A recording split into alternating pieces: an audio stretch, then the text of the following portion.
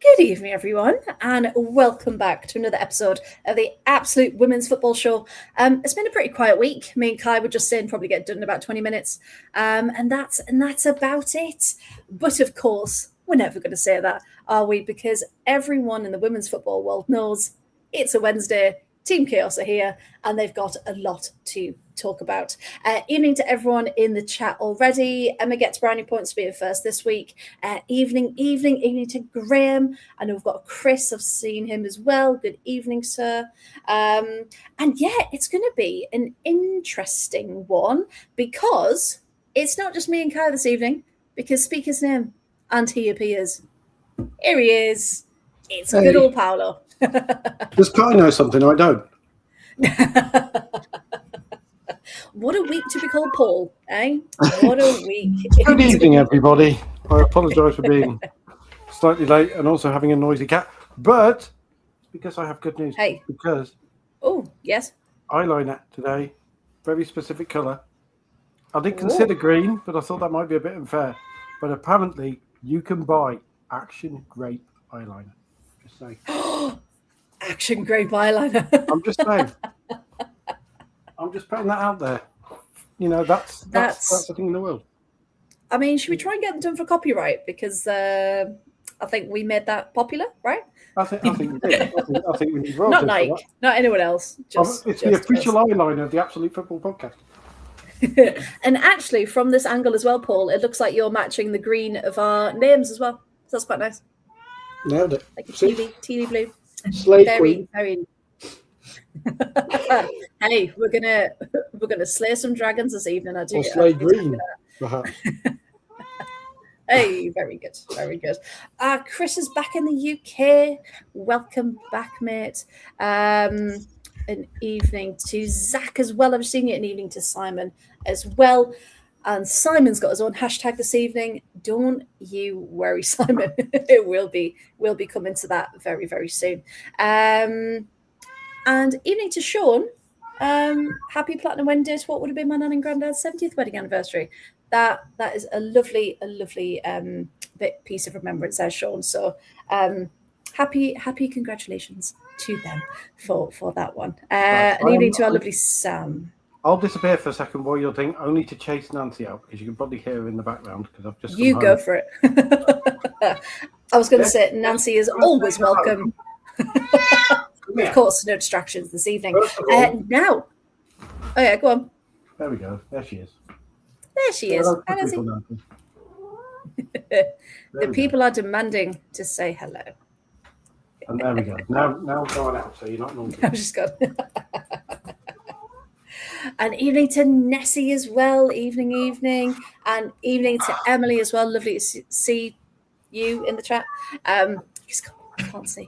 Right. So this evening then, we do have lots to go through. So what we're going to try and do, we have good intentions. Just focus on the key talking points of the big things from this week, because we know lots of people will have opinions. So please do get your opinions in the chat. We'll try and share as many as possible, and we'll try and comment on as many as possible as well.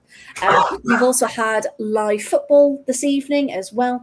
If you follow the Europa Cup, which we'd all love to, but it's not broadcast anywhere, we did have some results from earlier that I'll run you through. We've had Champions League tonight, first night of both. They both continue tomorrow. We're then going to talk about Eni Aluko. We are going to talk about her and her comments this week. We're then going to talk about Chelsea's announcement of Paul Green departing as well, before we go into our WSL and WSL2 coverage. So like we said, put it in the chat, any of your thoughts. We do want to hear from you as well, and try and look at all sides of these key talking points. So we'll start off with some good news though. Caroline Weir has been named the new captain of the Scottish women's national team after Rachel Corsie, of course, retired last season. That was fun to say. And Erin Cuthbert is vice captain as well. So congratulations to her. I want to get some Serie A news in. As most of you will know, I follow Lazio. And the game between Genoa and Lazio this weekend was a proper ding-dong, as our Danny would say. And it ended 5-2 to Lazio, with Piemonte getting a brace. So I was very happy this weekend indeed. Okay, Champions League news then. So it's the round of 16 first leg that kicked off earlier. Arsenal travel to Leuven, and that game finished 4-0 to Arsenal. And the big talking point there was Kim Little getting her 400th appearance for the Arsenal, which is just an incredible achievement. I think they said only 2 people before her have reached that. So I mean, what an achievement. We've currently got on at the moment, if anyone does have a Disney Plus membership, we've got Paris FC and Real Madrid currently at 1-1. Real Madrid have just scored because Kai, you were saying they're playing quite well. They just hadn't found the back of the net yet. So do you think that's fair now? It's at 1-1? Yeah, I think I actually got the. Sorry, I got a bit distracted. No, no, I think distracted on this show? Never. I got the game right after Paris FC scored, and it was all Real Madrid. They created a couple of good chances, but it just sort of like all the crosses sort of just like fist past Caroline Weir like a couple of times. So I'm not surprised at all that they scored. And it's raining quite heavily in Paris. And yes. My friend was saying, we were discussing the match that happened last season where Arsenal essentially played in a pond. And she replied saying, "Oh, it's pond for pond this time." Which I thought was funny. The pond is back. Yeah, you just feel so sorry for them, don't you? When you just when the camera's zoomed out, you don't really see it as much, but as soon as it zooms in, you're like, oh god, how are they playing in those conditions? So yeah, 1-1, 40 minutes. So game on in this match. Yes, so that's Champions League. All the other Champions League games are on tomorrow night. So do watch out for those. We also had, I mentioned the Europa Cup, and that's what my topical tag is this evening. That's the quarterfinals, first leg of the quarterfinals. Sparta Prague versus Austria Vienna was on at 11 o'clock this morning. I say it on, they still haven't sorted out any broadcasters. So I can't actually tell you where to go and find highlights, but I'm sure, hopefully, the clubs will put them up somewhere. But that finished. That's a really weird time for a European quarterfinal. What, did they just sneak it in before the under-18s training or something? Well, depends where they're playing, but 11 o'clock this morning, and it did finish 0-0. However, Häcken and Frankfurt made up for it. They both kicked off at 5:30, so slightly later. Häcken won 7-0 over Breidablik Blick. Frankfurt won 4-0 over Nordsjælland. And Sporting versus Hammarby kicked off just an hour ago, and that was 0-0 when I last checked, and still 0-0 at the moment. So we will keep you updated on that one. And as we said, Paris FC and Real Madrid are on now, 1-1 in the Champions League. So that is your very quick fire roundup of your European football for this evening. Graham saying, day 357 of rain here in the UK. It's awful. Went on a dog walk earlier thinking that cloud's not going to come in that fast, it'll be fine. Halfway around, drenched. It was only a 40-minute walk. It was mad. Absolutely mad.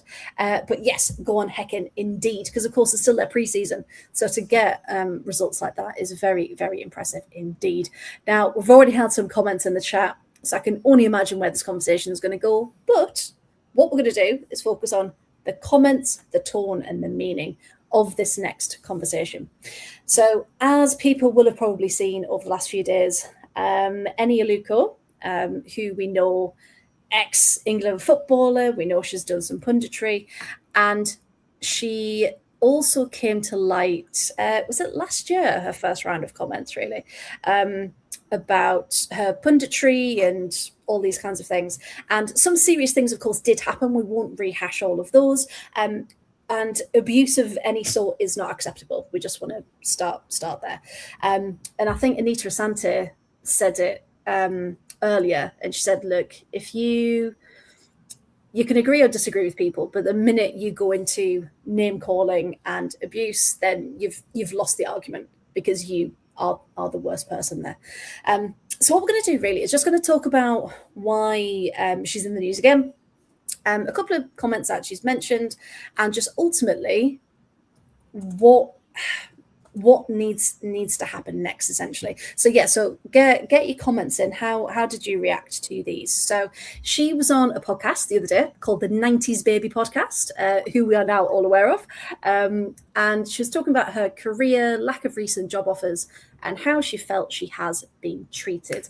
And she talked about, for the Euros final, that herself and Farah Williams, who we all know, were sitting in the stands with 200 odd caps between them, and they weren't involved in this coverage.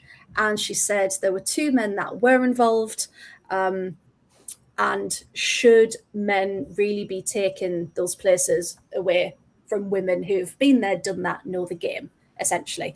And one of her quotes, just so you know, I'm not paraphrasing, was, "Women should be the main faces of women's football and men should play a supporting role." Now, Kai, when you first heard kind of this interview and the back and forth since, what did you kind of make of it? What was your reaction to it? Because there was quite a lot to kind of digest, wasn't there, from this? Yeah, I mean, my first reaction was like the fact that she was on Talksport. Like, two things that stood out to me, immediate thoughts were, she's fighting a losing battle, especially the moment you name drop Ian Wright. I feel like he's a bit of a darling in women's football, and to some extent, rightly so.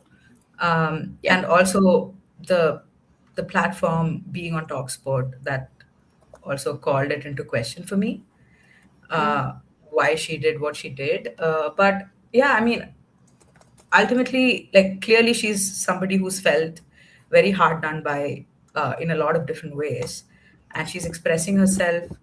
Maybe it's a time to press pause. It's a good time to press pause on that. I disagree with Aluko. I feel like having somebody like Enright, to some extent, adds legitimacy to the women's game. Like, it's terrible that it's that way. But having somebody like Ian Wright and his voice can, like, shine like a bigger light on the women's game, and that's just the truth of it. So I think it's important. And generally, I disagree with, we see like Alex Scott or Cascani, who do punditry for the men's game, and you see them getting a lot of flack for it, despite them having a lot of caps for England as well as being professional footballers. They're mocked and laughed at by a lot of the fans because of the misogyny there. So I feel like creating this sort of an artificial division, I don't know if that's the way to go about it. So I feel like I've sort of put down like two, three different thoughts here, but yeah, I think generally, I mean, listen, I can't speak about any Aluko without sort of, like, despite whatever she says, I feel for her quite a bit. So I also don't want to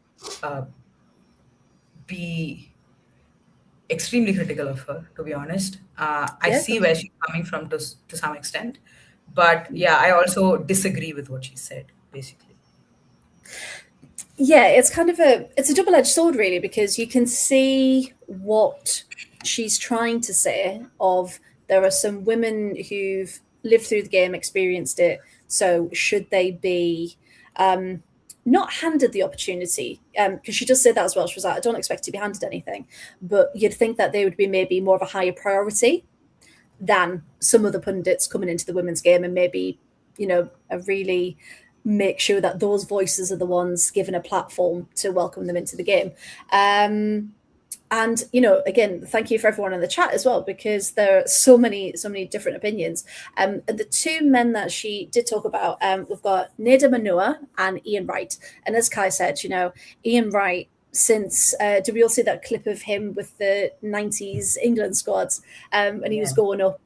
So he's always been an advocate for women's football. So I think if there's anyone to not drag into it because that's got negative connotations, but I think if there's anything, don't go after him when he's done so much for the game for longer, arguably, than Aluko has. So yeah, it just, why go after him in particular? But there's also a moment, again, looking at both sides of this.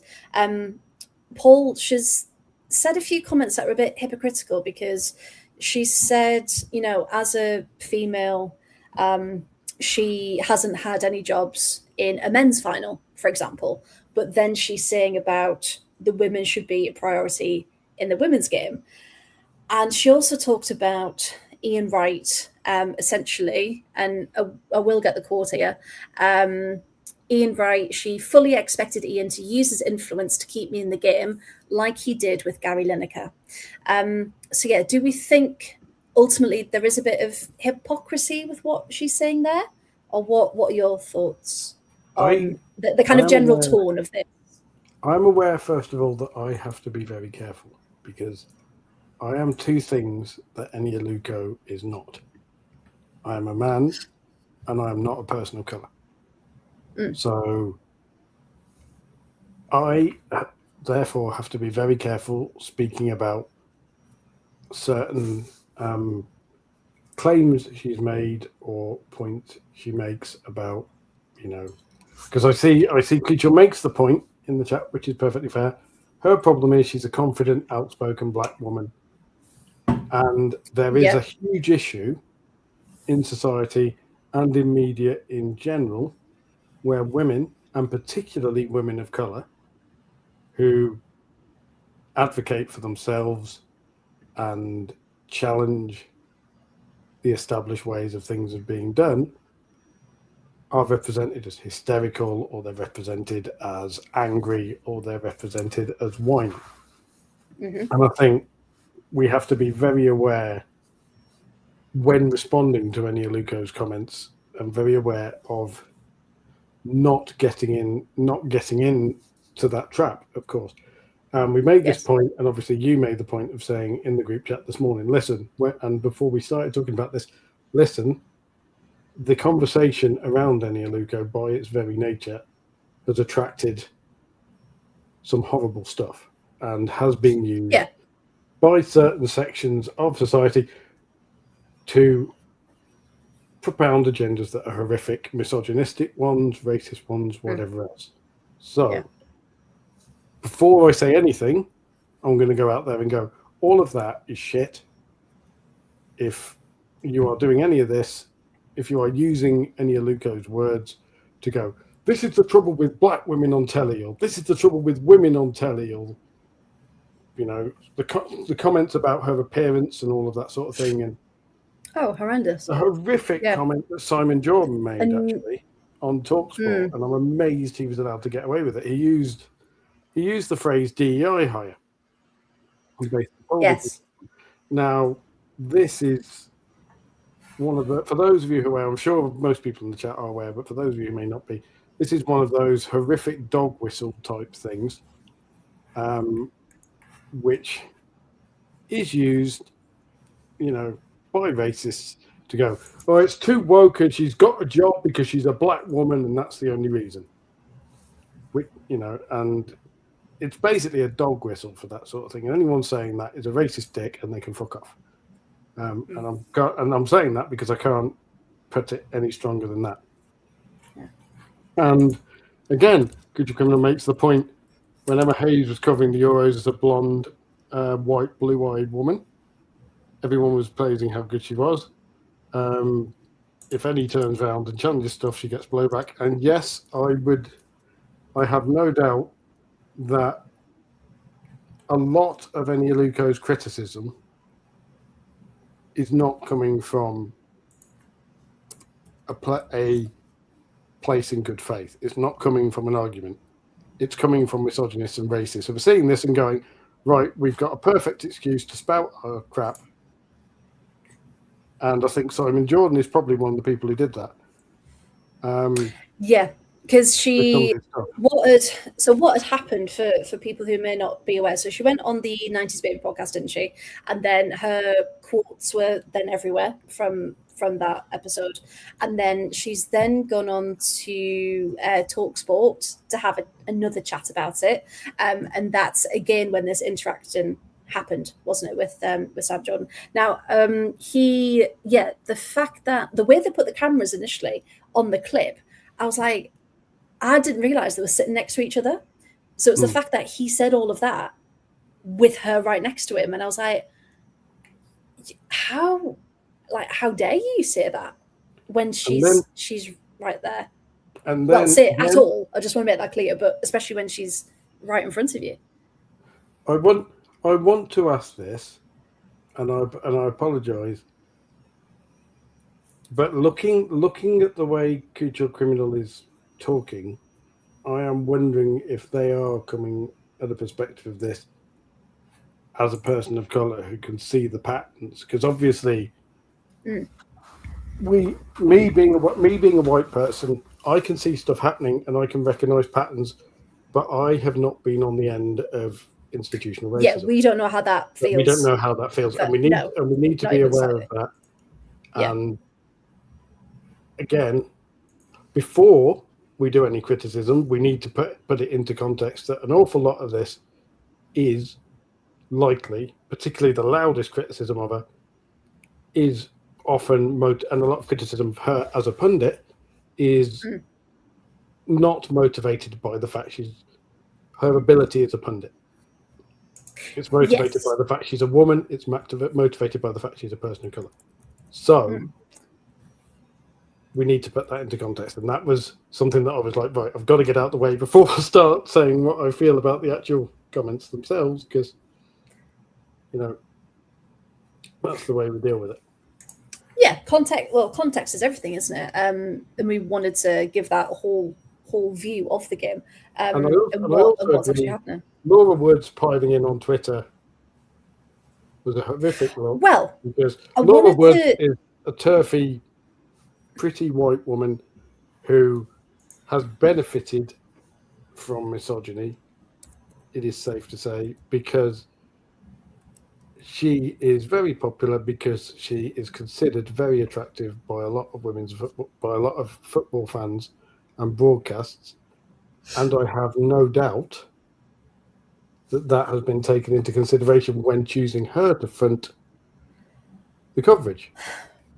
So the thing I disagreed with about this bit in particular, with that particular person, is that Annie came out and said, I've been a broadcaster and a pundit for over 11 years. I've worked with ITV. I've worked with on all these panels with people who have been told that they are, the best in the business and brilliant pundits. So she, by association, believed that she was up there as a brilliant pundit as well, because why would they give her new contracts and why would they keep inviting her back? And she's also said, because the TalkSport part happened after that person commented very publicly and said, oh, well, in private, we've always got on. She's always told me I was really good. She's always supported me. So she also mentioned the word being gaslit as well by certain people without telling her the truth to her face. And now it feels like to her that certain people are playing up to see what's going to get them the more support, essentially, because maybe supporting her, and this is me inferring this here, if they're seen to be publicly supporting her, maybe people will then turn on them as well.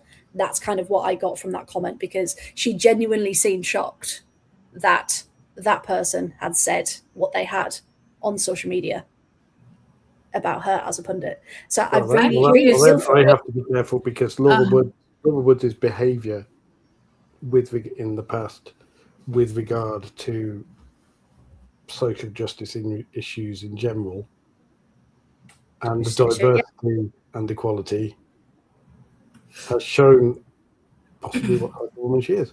She is a white woman who is, whilst perfectly good at her job, has a support of a lot of men on the internet who always pleased to see her on screen, not necessarily because they want to hear what she's going to say about. Well, one of the comments she then replied to was, "I'm not a pundit. I'm a presenter. I'm a broadcaster." So she was very clear to make that difference there. Kai, what were you going to say? No, I was going to ask if at any point in this conversation, in this particular round of conversation, if she mentioned institutional racism, because we are aware that Enya Luko has been on the receiving end of it, especially in her footballing career. But Yeah. in this iteration of conversation, I'm not really sure if she mentioned it. Like, that's also interesting, right? I mean, has she mentioned it? I think the only thing she referred to was that because her and Ian are both black, she reached out to Ian's agent to say, "Come on, we need to stick together on this because I need help and I need support."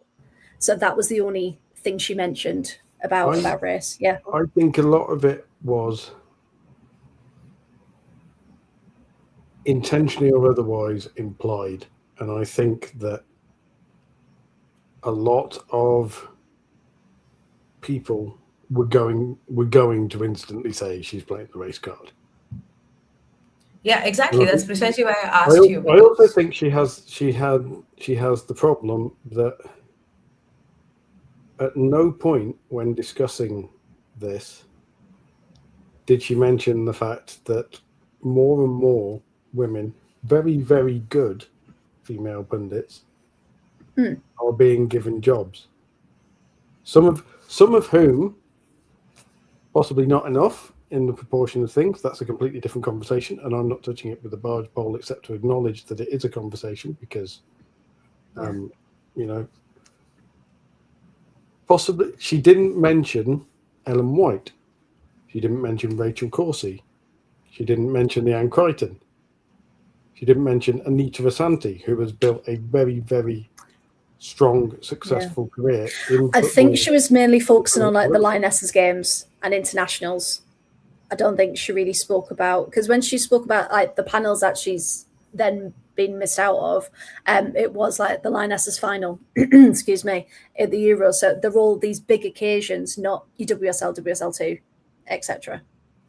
It was those bigger stages. Well, then she has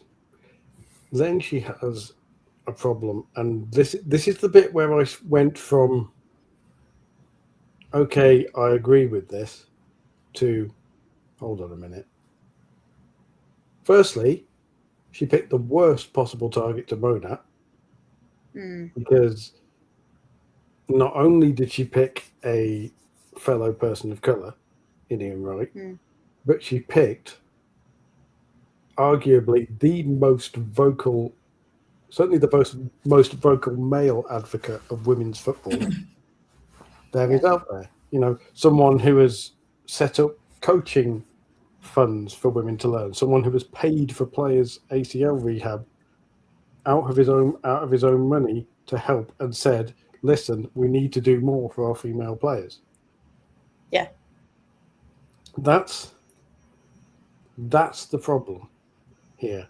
And I also think the problem is, if we are going to talk about her body of work, she has had some high-profile mistakes. For example, do the math. He scored 20 goals in 40 games. That's a goal a game. It was, and they're the things that people keep bringing up, don't they? And it's that whole thing of, you're allowed to make mistakes. Of course you are. You're only human. But when people are going to zoom in on your mistakes, they're going to keep coming back to that and not the progress that you have made, because those people will always find a way to knock you down. Yeah, the 20 goals in 40 games, I mean, that is because she's a black woman. Like, if, say, Jamie Carragher says that, people mock him for sure, but it's not something they're going to constantly come back to and then say that, oh, he's a shit pundit, right? Because remember this one thing that he... That's what you sort of hold on to. The other thing, I just want to flip the conversation a little bit, Paul. Like, I understand that, and this works in both ways, but one also has to think about intersectionality. Like, I understand that Ian Wright is a black man, but like, if you look at the hierarchy of things and where you fall in society and how institutions sort of respond to you, especially when it comes to work, your career, I think I understand to some extent. Again, like, I completely agree with you. Worst target. I mean, that's what makes this whole thing fall apart like a house of cards. But at the same time, yes, there are white women who do punditry, and she didn't bring them up. But at the same time, her point that she makes and mentioning Ian Wright also shows like the way she's thinking about it. As far as she's concerned, Ian Wright is a black man who, to some extent, falls a tier above her in society and the way economics works, the way politics works. I also think she has the problem that her whole argument has constantly been, I deserve to do more men's games.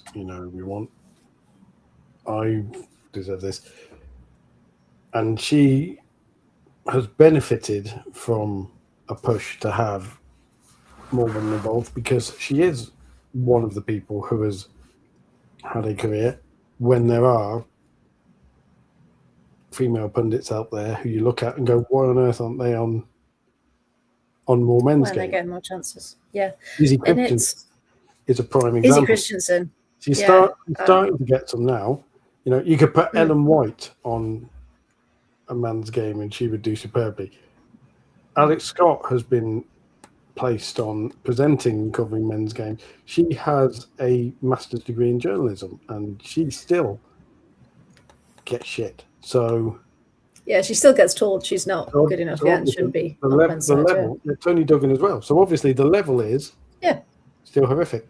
The problem where I have an issue is if you turn around and say we want more women covering the men's game, you cannot then gatekeep the women's game from the men who are passionate about it, who want to cover it, who give it the time and energy it deserves, of which, admittedly,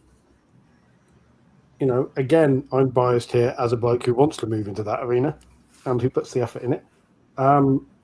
But when you consider Ian Wright is obviously the main one. Commentary-wise, though, Seb Hutchinson is a superb, another man of colour, who is a superb commentator and has already worked himself. Award-winning, isn't he? Yeah, award-winning, and he's also worked himself into levels of iconic with. I think his call of Michel Adjaman's goal against Italy is the single best commentary of any goal I've ever heard because it is. Fantastic. Yeah, the emotion in it. And would Vicky Sparks have done that? Would Robin Cowan have done that?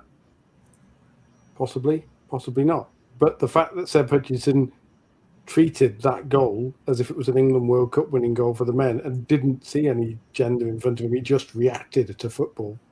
Reacted to what was there. Who is any Aluko? Who is any? But if you're going to turn around and say who are men to turn around and say that you can't have Robin Cowan, Vicky Sparks, Pete Meidenstein, Jackie Oatley commentating on the men's game because it's football and they react exactly the same way. Who is she to then turn around and say people like Seb Hutchinson should be gatekept from the women's game just because, for the sake of appearances, effectively? It's hard because, and again, reading through the chat, and thank you very much. And Emily makes a good point of the problem is we're getting more and more talented female pundits now, and yes, the game is growing, but maybe if you've been good enough to a certain level, then someone else is coming through, then you're not going to get that contract, someone else is, because the competition is just so high to be involved in this. Nessie's saying as well, also in society, just as a woman getting older. it then gets harder to get job opportunities. You know, Leslie's saying she's had it. And if you're going to talk about female pundits in the women's game, and you look at female pundits who are widely considered, widely disliked, let's say, widely receive the same type of criticism from women's football fans of all genders that is levelled at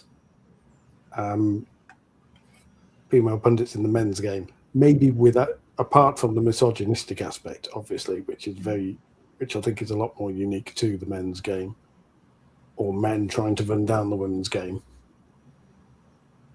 Rachel Brown-Finnis. Are you telling me that someone like Ndoma Nua, who is a good pundit, should not be given a job to possibly do a better job because Rachel Brown-Finnis happens to be there? Are you saying Micah Richards, as an example? Are you saying Roy Keane should not be given the women's game because he's a bloke? Like, it should never be that, though, should it? It should never be. And I can see what Kachu's saying, you know. It should never be, but I think that Eni Aluko is trying to say that. With the the women's pundits could be committed by the women's game. Should I not commentate on a women's game because I'm a bloke? Well, that should would I be... not be here talking? Should this be a women's only podcast? This is the slope that you get into. Yeah, and it's not fair. And I can see what she's saying. If she feels like she's been penalised because she is a woman for a man's place on the panel. However, what we're trying to do, especially here on this podcast and in women's football in general, where, you know, we welcome everyone and we're trying to embrace everyone. And if you have a passion for the sport and you want to talk about it and you want to have a platform for it, you know, we want to welcome everyone, don't we? Regardless of gender, regardless of, you know, if you've played or not. And I know there was a comment earlier saying, oh, well, you know, she's got caps, he hasn't. And it's like, well, you can still understand the game really well because Emma Hayes, she got an injury, didn't she? And she realised about was it her Achilles? That she didn't, she could never have gone pro. I think that's a story I remember. And you just think, well, is that then saying, well, Emma Hayes can't talk about it because she hasn't had any international caps? And it's a really strange thing to then get into the nitty gritty of. But I think ultimately we should probably pause that discussion there and we'll leave it here on Simon's message here. As long as a pundit or presenter knows what they're talking about, I couldn't care less about their sex, their gender, the colour of their skin, their anything. And I agree. I really do agree. The trouble with that view is that often comes from white men. It comes from a place of privilege, I'm afraid. It's easy to say, but I couldn't care less who does it. And I think no, so let's say that again then. We understand there are massive concerns and massive issues within this sport. Of course we do, and we have discussed those. However, what it should ultimately be for these jobs is whoever is best for that. And I can see why that comes from a place of privilege. But ultimately, I think the best that I did read to go to positivity and stay with that theme. I think the best summing up I saw of this, was by a woman, Charlotte Patterson, who writes for How Are the Lasses, the Sunderland Charlotte, pod. She wrote a superb article from the perspective of a woman in sport who has had opportunities to commentate in the media on Sunderland women. And her whole thrust of it was that the trouble with Eni Aluko's rhetoric is that A, it's aimed at the wrong target, and B, it's massively divisive. And it's aimed at a lot of people in the women's game who, you know, she's making a battle and she's setting up an army of people who aren't there. because, you know, if I don't get a punditry job because it goes to one of the talented women here on Absolute Football, but on Absolute, if it goes to you or it goes to Kai or it goes to Chloe, it's because, you know, my attitude is that you've earned it. You know, Yeah, I have jobs no you right to earn, get yeah. ahead of you for it. And I think as soon as you start turning around and saying, as a woman, I should get these jobs, as opposed to what Couture is saying, which is women's football, that we're saying, which is women's football should be lifted and there should be more female pundits in football as a whole, and the talented female pundits out there should be given a chance rather than, you know, the mediocre men out there. Jermaine Genius, for God's sake. Oh yeah, some terrible men's pundits. There really are. you know, if she'd taken aim at them, she'd have managed it. But I also think the naivety that she showed afterwards when she was asked on TalkSport and thought she'd get a fair hearing is... Yeah, especially not on that part of TalkSport. You know, I think that's either incredibly naive or she's being incredibly poorly advised. And at that's this point, the thing. We just throwing hope red meat to the idiot. She's doing more harm than good. Yeah. We just hope she has the people around her to support her through this. And if it is a misguided, if it has been a bit of naivety and that kind of thing, we just hope someone has taken her to a side and she gets through this. Because, you know, if you know, with all of us, if it's something that we want to do, then we should be able to continue that experience and continue working in that area if we've got a passion for it. So yeah, I just hope that she is okay at the end of all of this, because there have been some horrendous things online, and obviously loads of people talking about it and haven't put their own 2 pence in. So yeah, so we just wanted to have that discussion around the comments around the situation, and actually look at what the territory is like in this space at the moment. Has anyone got any final things they want to say on that before we move on, or have we? No, I need to dip away for a second, and I'm sure Kai has many things to say about Chelsea and Paul Green. So I was asking about what we've just been talking about. Oh yeah, no, that's what I mean. There's nothing. I don't think. I know we've got loads to talk about. I can say about it safely. Yeah, that's fine. I just wanted to give everyone one last chance. I just have one last thing to add. Yeah, go for it. It's it's sort of maybe in response to what Simon has said. I think oftentimes, you know, when you have people of color or female players who are doing punditry, people think of it as tokenism. People think of it as like a checkbox, where you need to have more diversity on your panel, right? I think it's been said 1,000 times, but I still think we need to reframe that a little bit and think about what somebody like an Ine Aluko could potentially bring. I'm not saying she necessarily brings it or not. I'm not really sure, because again, I don't follow a whole lot of punditry because of broadcasting issues and things like that.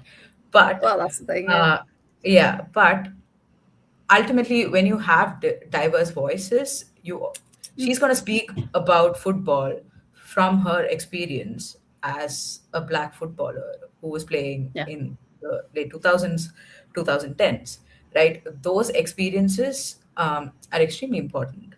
You know, that's the lens she's going to come from, and that's the lens through which she's going to do her punditry. So I think it's very important for us to remember that as well. Yes. Yeah. No, I completely agree. And that is a very good point to leave it on for us all to remember. We've all got our own stories, and especially certain lenses, like you mentioned, need to be heard more and need to be represented more on telly and just in society in general. So we'll leave it there, but if anything else does happen, then of course, you know, we'll bring you that one. Now, Kai, we are coming back to you because Chelsea. From one thing to another. It's been a bit of a turbulent few weeks for Chelsea as a whole, and I think coming from more of a neutral perspective from not being a Chelsea fan, I didn't realise until I started reading and researching how deep the issues actually went within the club, which is now, of course, coming to light. But this is, of course, the news that Paul Green and Chelsea have parted ways. And of course, the supporter reaction has been huge, as you'd rightly expect. But as our Chelsea rep for this evening, for anyone who doesn't know who Paul Green was, could you kind of sum up kind of why he was important? And then, of course, your reaction to the news. Could you believe it? Yeah, so Paul Green was the head of women's football at Chelsea. He was at Chelsea for 13 years. Initially, I think he came from Donny Bell's, and he coached alongside Emma for a fair bit, and then he stepped into sort of a more administrative role.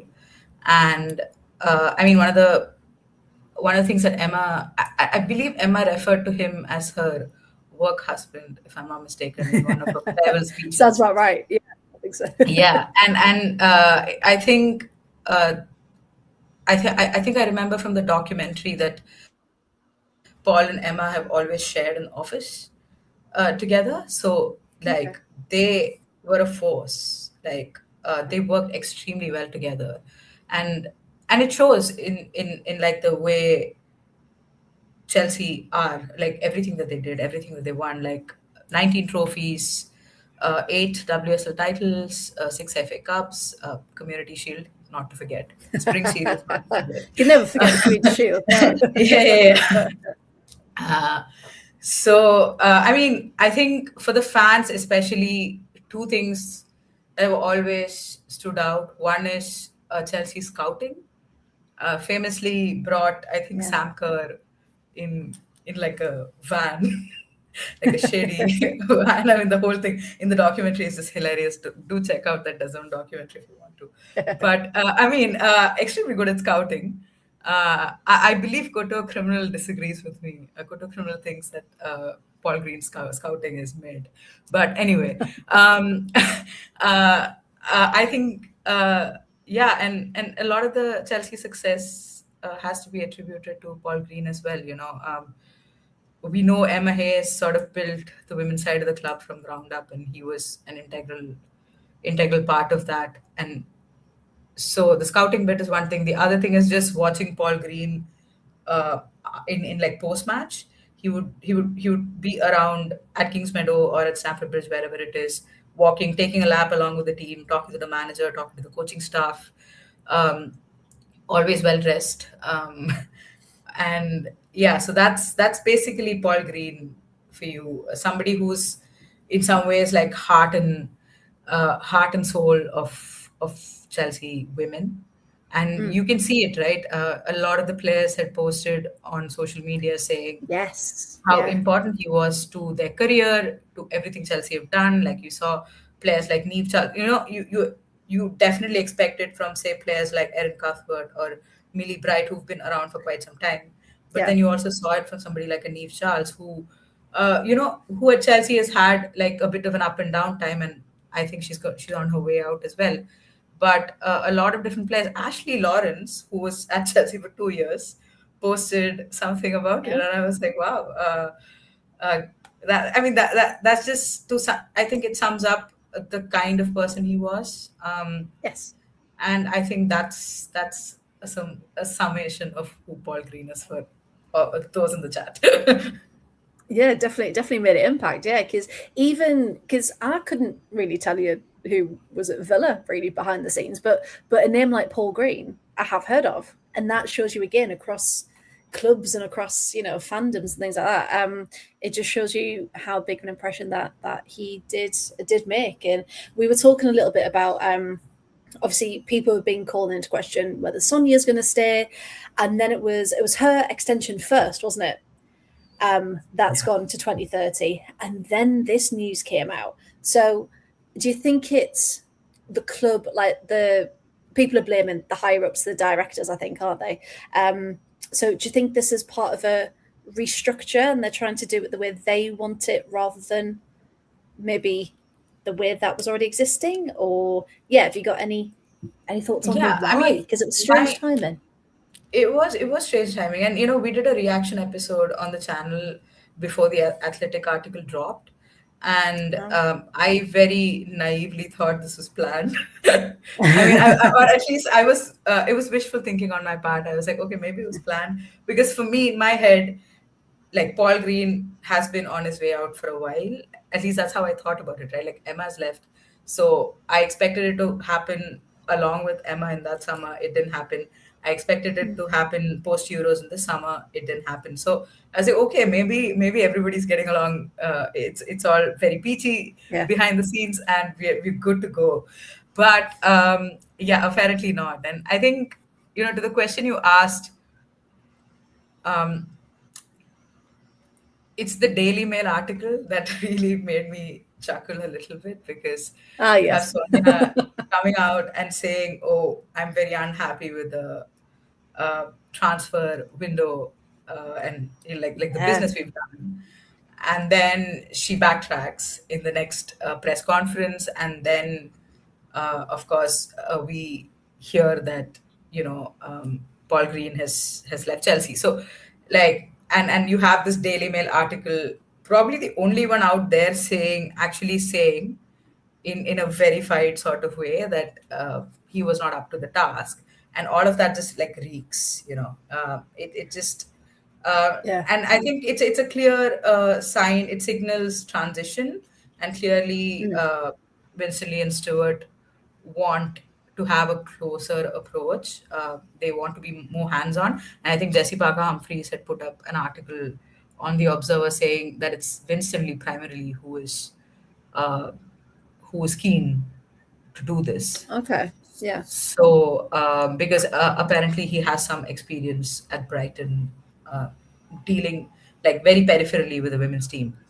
But Okay. yeah, I mean, uh, knowing the sporting directors, knowing the ownership, I would say they saw a possibility for profits and they've sort of jumped at it. Yeah.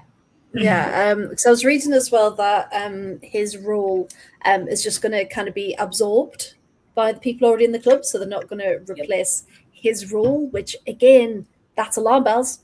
That's That's alarm bells ringing. shocking. That's absolutely Yeah. shocking because you have the sporting directors and then you have Aki Mandar, who honestly, I've only seen her at the FA Cup. I didn't know who she was until I saw her at the FA Cup next to Alexis Ohanian. And yeah, I mean, it is really shocking. And I think we're definitely going to see like a period of instability.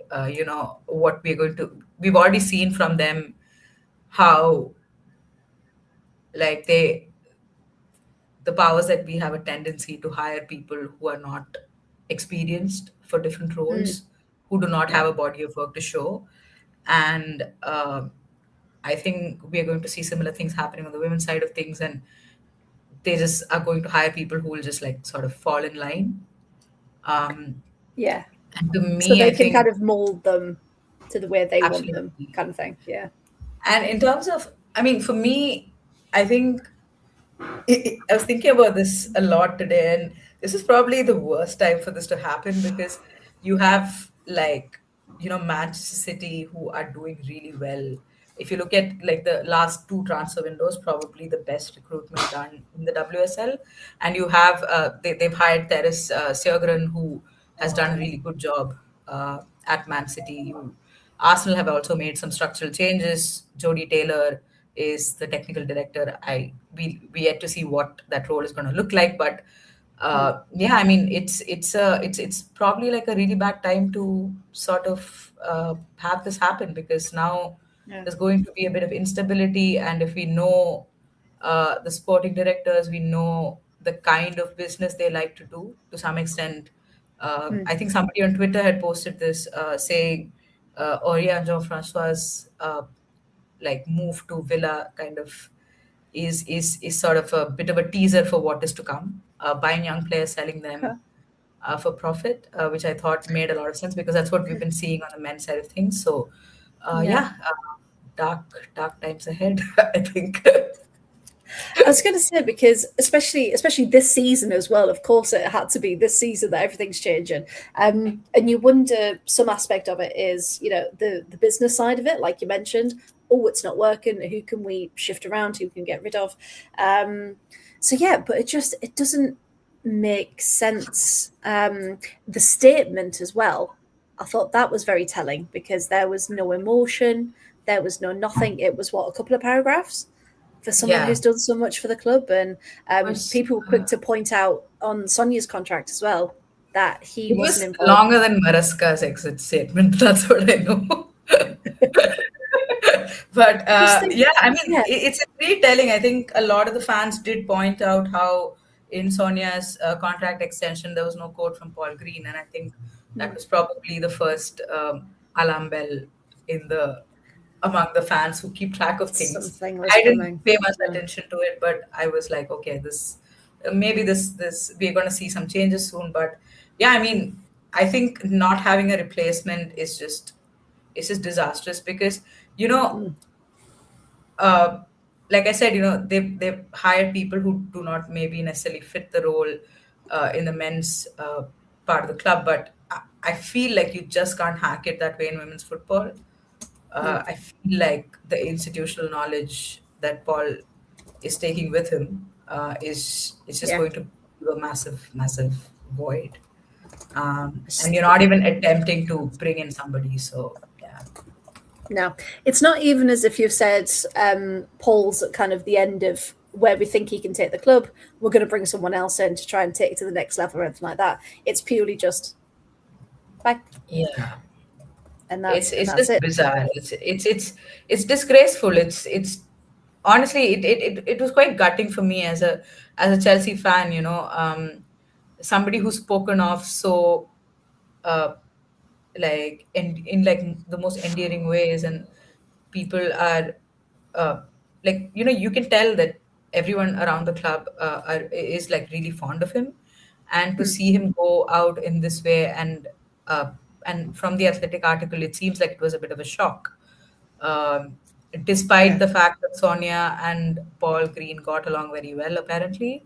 So yeah, it just points to this new culture at the club, which for the life of me, I was hoping and praying that it wouldn't infect the women's part of the club, but here we are. But here we are, it has arrived. Paul, for you, because obviously you've followed the women's game for obviously a long time. Was this something that you would have expected? Because it was, like Kai was saying, it was quite a quick turnaround. That suddenly there was like a whisper of something. Oh, that's not a bit right, and then suddenly it was announced. But wasn't it at like 8 o'clock or like 5 to 8 on an evening or something? It was really weird timing that they released it. So yeah, Paul, for you, what did you make of other Paul? On the face of it, it is a truly horrific, stupid, boneheaded decision.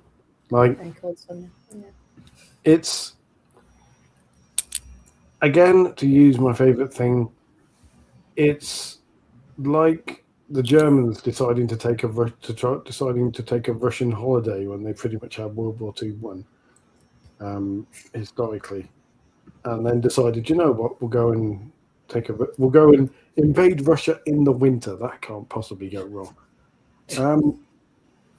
Same level of forward and tactical planning by the Chelsea owner. It's interesting though, because you wonder who's driving it, because a lot of people are pointing out, obviously, it's the men's club, it's Clearlake, it's Winstanley and Stewart. But all of this has happened since Alexis Ohanian has got involved, which Chelsea fans were really, really excited about, because he's a very rich individual and he's American and he loves women's sport, and he has specifically got involved with the women's team. And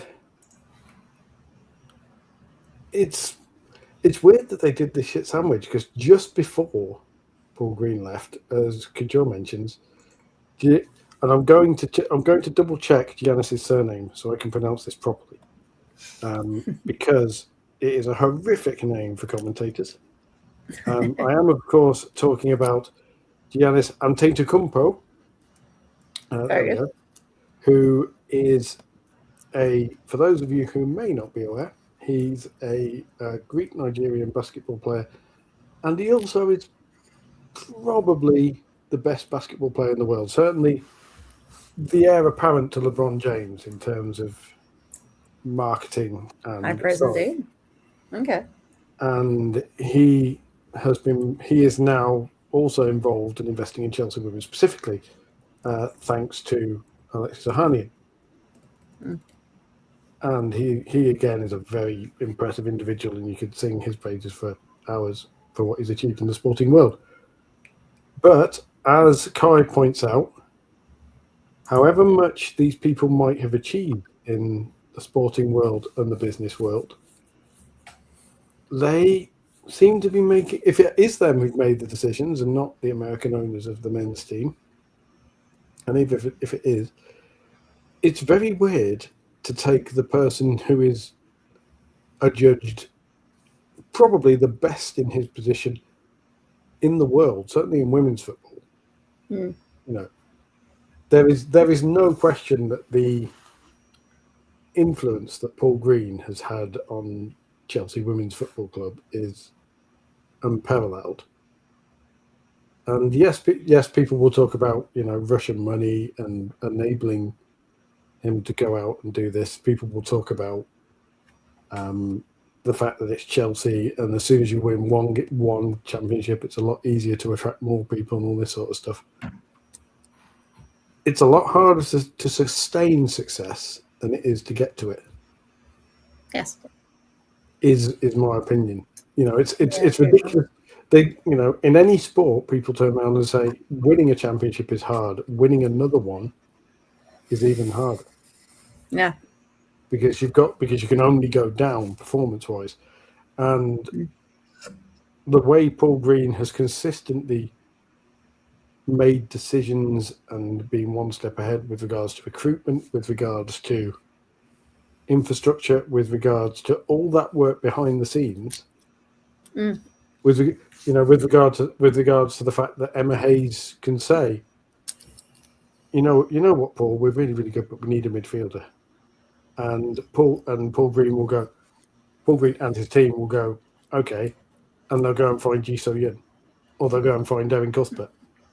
Yeah, just the skill and the quality to do that. Yeah, when other clubs may not have, even looked at some of the players, when they'll go and find Shurka Nishkin or Vika Kaptein, and you'll just go, yeah, you look at the players that consistently come into Chelsea and go. Yeah. Players all over the world go to Chelsea to become stars because they are plucked and they become stars at Chelsea, not because Chelsea makes them stars, but because they're stars who need the right environment. And Chelsea, and that was that environment for many years. And him now being removed, Liverpool now. If you're talking about American owners, Liverpool is where Paul Green should go, because what Paul Green could do with Liverpool football, with the resources, potentially, and with record. That's too sound a decision. It's not going to happen. Should absolutely terrify any other team in the WSL. He should not go to Manchester United, because Manchester United are owned by a racist, and Manchester United are everything against what Paul Green stands for. You'd think you'd have the sense to not go there, just on a personal level. For those of you who are unaware why I said that, there's an interview that's emerged this evening, actually, where Jim Ratcliffe has said some pretty horrific things about the UK population and it being colonised. Oh God, has he? He has. Oh, that's the headline. And this is The interview is even worse. It's vile and proper Brexit level right wing hate. Why do those people exist, man?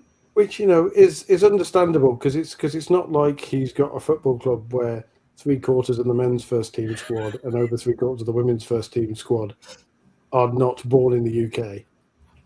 Funny that, isn't it? Or if they have been born in the UK, a lot of them are daughters, sons and daughters, or grandsons and granddaughters of those evil immigrants who colonised the UK.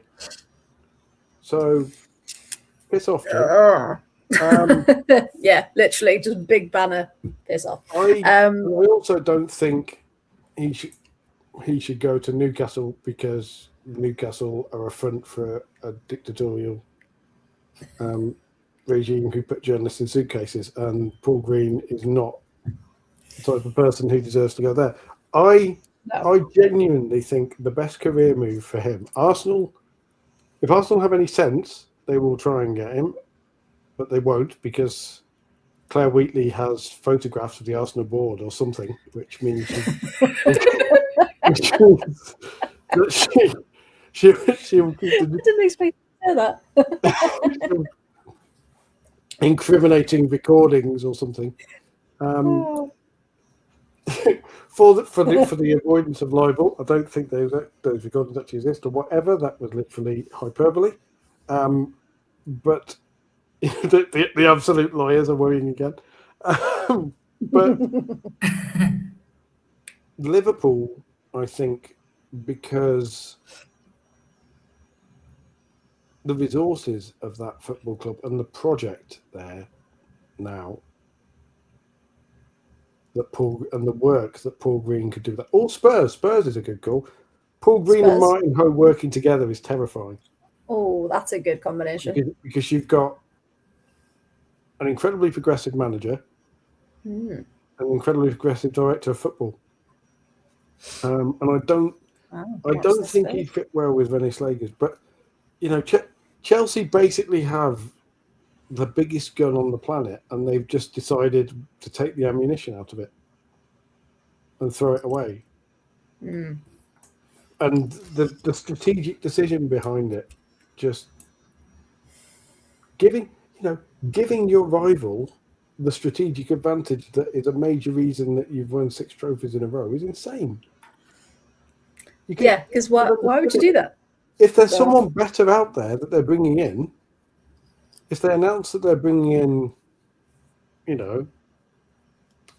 I'm genuinely trying to think of someone who might have achieved that level in the women's game or even in the men's game. That's what people think. What he's achieved is like. If their new director of football is Pep Guardiola, for example, or that level of heavy hitter, then perhaps they've, being Americans as well, they've gone for a big name, and they can say, because Pep Guardiola moving into women's football under any circumstances after leaving Man City would be the biggest story on the planet in football, and it would run and Let's run. Make it happen. Let's do it. But to do that, there's. And again, with Sonia's contract, have they decided we'll go with Sonia and Paul can't work with her as well, so we'll get in someone who can work with Sonia?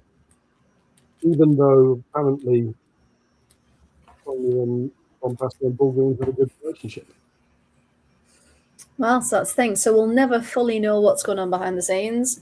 However, big summit ahead for Arsenal and Chelsea. I just hope he doesn't go to Man United because Mark Skinner doesn't. I really hope not. No. Well, United as a whole doesn't deserve United as a whole, United's fan base don't deserve him. United's management certainly don't deserve him. No, definitely not. So it's like every episode, Mark Skinner catches strays. Every week he's like, "Why is my ears burning? What's going on here?" That podcast's on again. He catches strays because you could give Mark Skinner an F1 car and he'd try and drive it in reverse because he thought he knew better. Like that's you could give him a Ferrari, you could give him a plane and instead put it on rail tracks because he'd think that would work better that way. This is the level of idiocy that he's dealing with. He certainly plays his own game, doesn't he? We'll leave it there. And, but yeah, and so I just think, Paul Green. I don't know where Barcelona are probably on the phone to him. Let's be honest. But again, probably. I don't think Barcelona. I don't think London City. Kang will be throwing money at him. God. Yeah, that was my first instinct. I was like, "Ooh, London City." Which is another interesting project for him.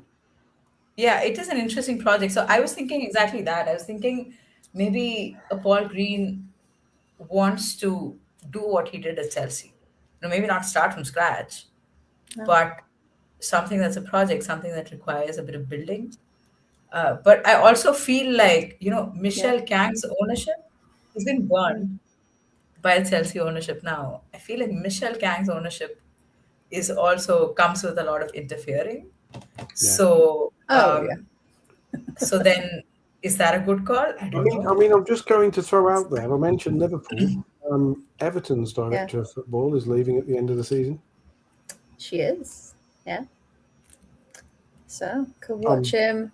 I'm just gently throwing that out there.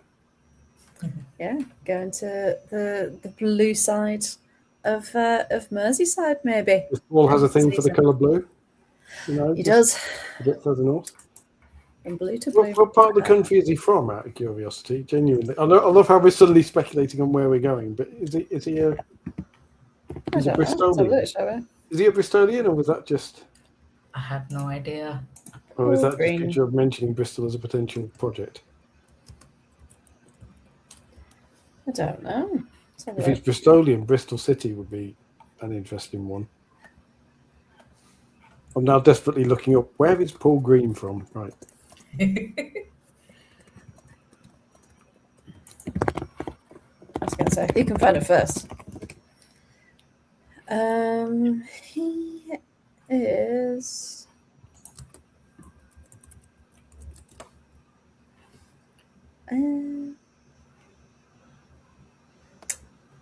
no. The thing is, with a name like Paul Green, you just, unless you're very, very specific, you can't find him. So I can't find him. I can find you 7 other Paul Greens who are not him, if that's any help. I can find shoes. Pick which one looks best. So yes. I mean, it's shocking that he doesn't have a Wikipedia page. What the hell? That's what I was looking for. Yeah, I was looking for a Wikipedia page. There's not one there. Do we think he probably will stay in England, or do we think he'll go abroad? Is a question there. I think he needs a club. I think he needs a club role. I think he needs to go to PSG. Maybe he can stop Lyon from looting their club every summer. PSG do need help. So yeah, maybe. he'd be wasted in an international role. He'd be wasted as England or the Republic of Ireland or Scotland or whatever, because he can't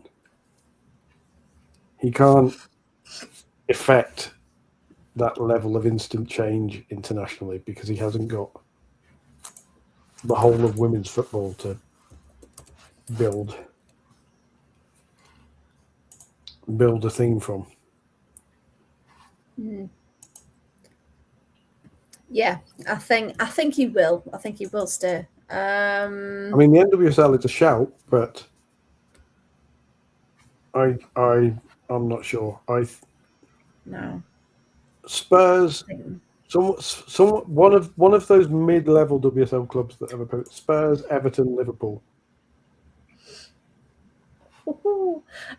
Sorry, got distracted. Linda Caicedo made it 3-1 for Real Madrid, and now Paris have just got one back in the 88th minute, and it was smashed into the back of the net. Let's have a look. So that was a bit of a mix-up. Yeah, defense tried to get everything to it and just not having it. I mean, Angeldal fell over in the process. and I know Nessie has been expecting me to bring this up. I mean, Game on. Michelle Kang might be too busy to go and recruit a director of football at the moment because, in her infinite wisdom, Michelle Kang has decided to piss off the one section of English football fans you do not pick a fight with under any circumstances. I was going to allude to this further on, but as you've segued so nicely, so there was plans. I remember seeing this ages ago on because the list was published, wasn't it? That they want to have. Nessie knows what I'm talking about. I love how you can hear that in an East End accent as well. You can hear the shop meow, whoa, meow. So it was published because London City, it's their Chelsea game, isn't it, that they want to have there. London City wants to have their game versus Chelsea at the Den, which is Millwall's ground. Now, Paul, for those who may not know the issues surrounding this, could you sum it up for us, please? Why this is a very, very bad idea and shouldn't have even come to this point where it's a question. Very, very short version of this. Millwall Lionesses, Millwall Women, Millwall Lionesses used to be a pretty successful and well-established women's team. Have you sat on your microphone, just quickly? Have I? Has it gone quiet? There you go. Yes. Hello. Okay, sorry. Have I sat on my microphone? I mean, I think you might have got a yelp if I'd sat on my microphone. Look at the size of that. Well, you used to have your headphones, didn't you, with the little mic? But yeah, I forgot you've got your big one now. I mean, oh no, I had about 5 jokes, but I'll move on. I got the Freya look then of just no. No. We're not going into that kind of podcast. No. Returning to the topic, Millwall Lionesses are a team with an established history in the women's game for many years. And the whole reason London City exist is because basically in 2018, the wife of a crypto millionaire who was involved with Millwall Lionesses, who, and this is really bad, I've forgotten her name, so I now have to double check it up. Nessie, what was Diane's surname? The previous owner of London City, because I should know this and I've talked about it a lot, but I forgot it. Anyway, thank you, Diane Culligan, whose husband, Anthony Culligan, is a crypto millionaire. And from what you can gather, and officially wanted to buy his wife something to play with and run. And so Diane Culligan was deeply involved with Millwall Lionesses. There was a bit of a fallout, and eventually Diane Culligan said, fine, we'll go and take our ball away and we'll build an independent football club and we'll take the license effectively of Millwall Lionesses so we can play as London City in the then second tier, and my husband will fund it as an independent team and we'll try and build something up. So that happened, and Millwall Lionesses themselves very, very nearly disappeared completely. The proud name of Millwall Lionesses very, very nearly disappeared, but were resurrected by, as women's football teams often are historically, by the community arm of the club, because they weren't really getting the backing from Millwall, but at the same time they were still Millwall, and so there was hissy fits back and forth, and London City decided, fine, we'll walk away. Nearly killed a proud football club in Millwall, with a lot of history, who I believe 1972 was the history of living in Millwall. Yeah. Who had to go right down to regional London league. It was tier 5, I think I remember reading. That dropped right down. Tier 6. It was probably like Yeah. but are now taken back under the club umbrella. So Millwall Lioness is now the women's club of Millwall the men. So Tier 6. Thank you, Nessie. From what's happened with this, Michelle Kang wanted to get a big game and wanted to play Chelsea at Stamford Bridge. And because Michelle Kang thinks she has all the money on the planet and money will buy everything, she said, "Oh, of course, if you let us play at Stamford Bridge, then you can play at a big men's ground as well." Oh shit, actually we're London City, we're not affiliated to a men's team. But we used to be Millwall, so what we'll do is we'll go to Millwall and say, "Can we play at the New Den?"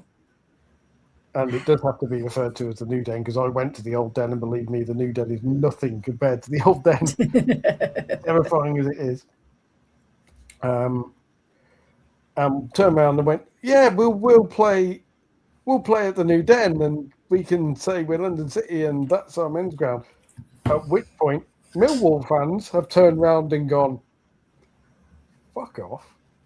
The only we are Millwall, and yeah. women, we have a Millwall women's team. And if any women's team is going to play at Millwall's ground, it's going to be our fucking women, all right? Well, that's the thing what Graham's saying. That's a slap in the face of the current Millwall Lionesses who rarely get games at the Den as it is. So why are you giving it to a team that broke away years ago thinking they were, something better, as it were? And I can fully empathise with this because as someone else who has had their team stolen from them by an owner and moved up the road. You never mentioned it. I know. I've taken it so well. But just as I'm calm about Mark Skinner, I'm just as calm about this. But I can see it because obviously for those, Coventry United were stolen and are now Rugby Borough, and make a big thing of how we're Rugby Borough and we're for the town of Rugby and all that sort of stuff. And if they were cheeky enough, if they get promoted from Tier 3 this season, which is a possibility because they're not doing badly in Tier 3 at the moment, and all the money that the owner apparently couldn't find while they were playing in Coventry, he's now found, so they have one of the biggest budgets in the third tier. That's good of him, yeah. And basically, it's led to the point. If they turn around and said, "Oh yeah, actually, Kilsby Lane isn't of WSL2 standards, so we're going to play back at the Butts Park Arena in Coventry, and it's okay because we used to be Coventry," the response from Coventryans would be two words, and the second would be off. As it rightly should in that case, yeah. And this is what Millwall fans effectively said. So it was all very quiet. It went around for a while, and then the Millwall Supporters Club, who you wouldn't mess with. No. They have been known to sort out fights, arguments, and at least one small regional war in the past. Have decided that they are going to take issue with Michelle Kang trying to claim the New Den for London City, and are engaged in urgent dialogue with the club. And I think it's going to be very embarrassing for the American billionaire when she finds out how English football fans and how English football loyalties actually works, and we don't have franchises and shit here. No, you don't. Yeah, as you said earlier, there's one club that you don't really go against in a war like this, and it is Millwall. And there's a reason no one likes them and they don't care. Put it that way. But yeah, it's very bizarre that you would then try and erase that bit of football history or try and pretend like those things didn't happen and that people don't care about it. And enough time's passed, let's just go back there and claim it as ours. And it's like, well, no, that's not how that works. You've got your own stadium. Ross said they're the MK Dons of women's football. It is the same as MK Dons going, "Oh, we'll go back and play at Plough Lane. Nobody will mind." Yeah, and everyone's turning around like, actually, we do mind Who is making these decisions? So we'll see how that pans out. We will keep everyone updated. Because she was saying that, are Arsenal also getting a trip to the Den, or was it just for Chelsea? Just for Chelsea. However, Nessie did put up in the chat earlier, just the one game at the moment with a possibility of more. It also confused the 5 London City Lioness fans who travel regularly to games, because they'll have to travel to a completely different part of London, won't they?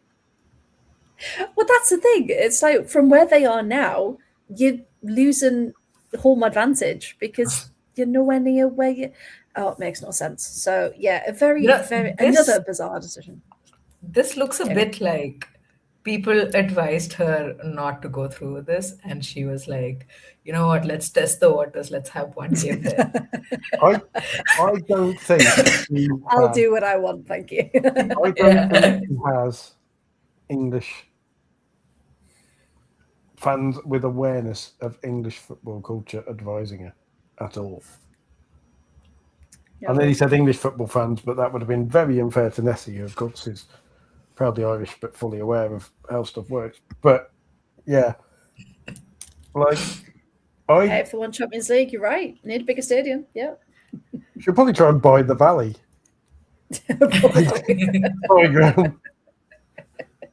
Yeah, Graham, I hope you've enjoyed your time there. I've enjoyed the Valley. You know, it'll be Kang's Lair.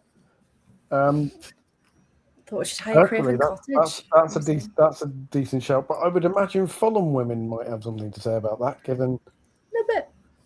given their history as well, being, I think, Fulham the first professional women's team ever, even before Arsenal, because Mohamed Al Fayed tried to do his thing with the Fulham women briefly. In the early 2000s. Maybe. So yeah, so strange. Hey, can't speak. Decisions all round this week. But hey, let's get into our WSL coverage from the weekend. On that one. Speaking of London City Lionesses, who lost to Everton of all teams this weekend. That was Inma Gabaro, the striker who had been recalled, of course, from Sevilla, and it was her first goal for the club. What do we think about this one? Is this Everton getting back on track, being able to relax a bit, or is it just a bit of a new manager bounce that will be over soon? Has anyone got any thoughts on that game? New manager bounce, maybe. Yeah, a little bit of a freedom. I think they'll take whatever bounce they can get at this point, because all they need is like a couple of wins to not drop to the relegation zone. So yeah, I mean, well, it's getting crazy tighter, good isn't game it? from Courtney Brosnan.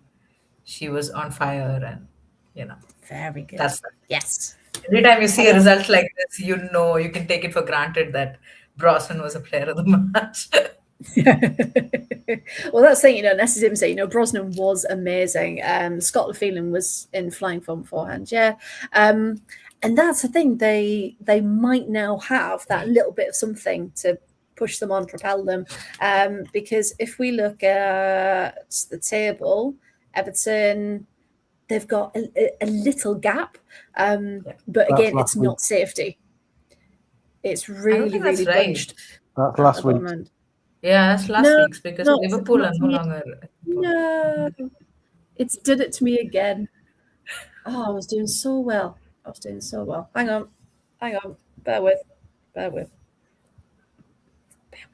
Because if it is this week's, then the whole thing that I was about to go into, and my featured game of this week has gone to shit.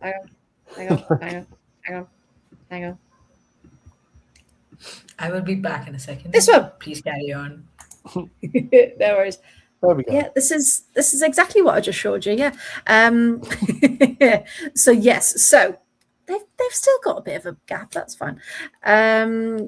Couture, shh, we won't talk about that. But yeah, so Everton in 9th on 14 points.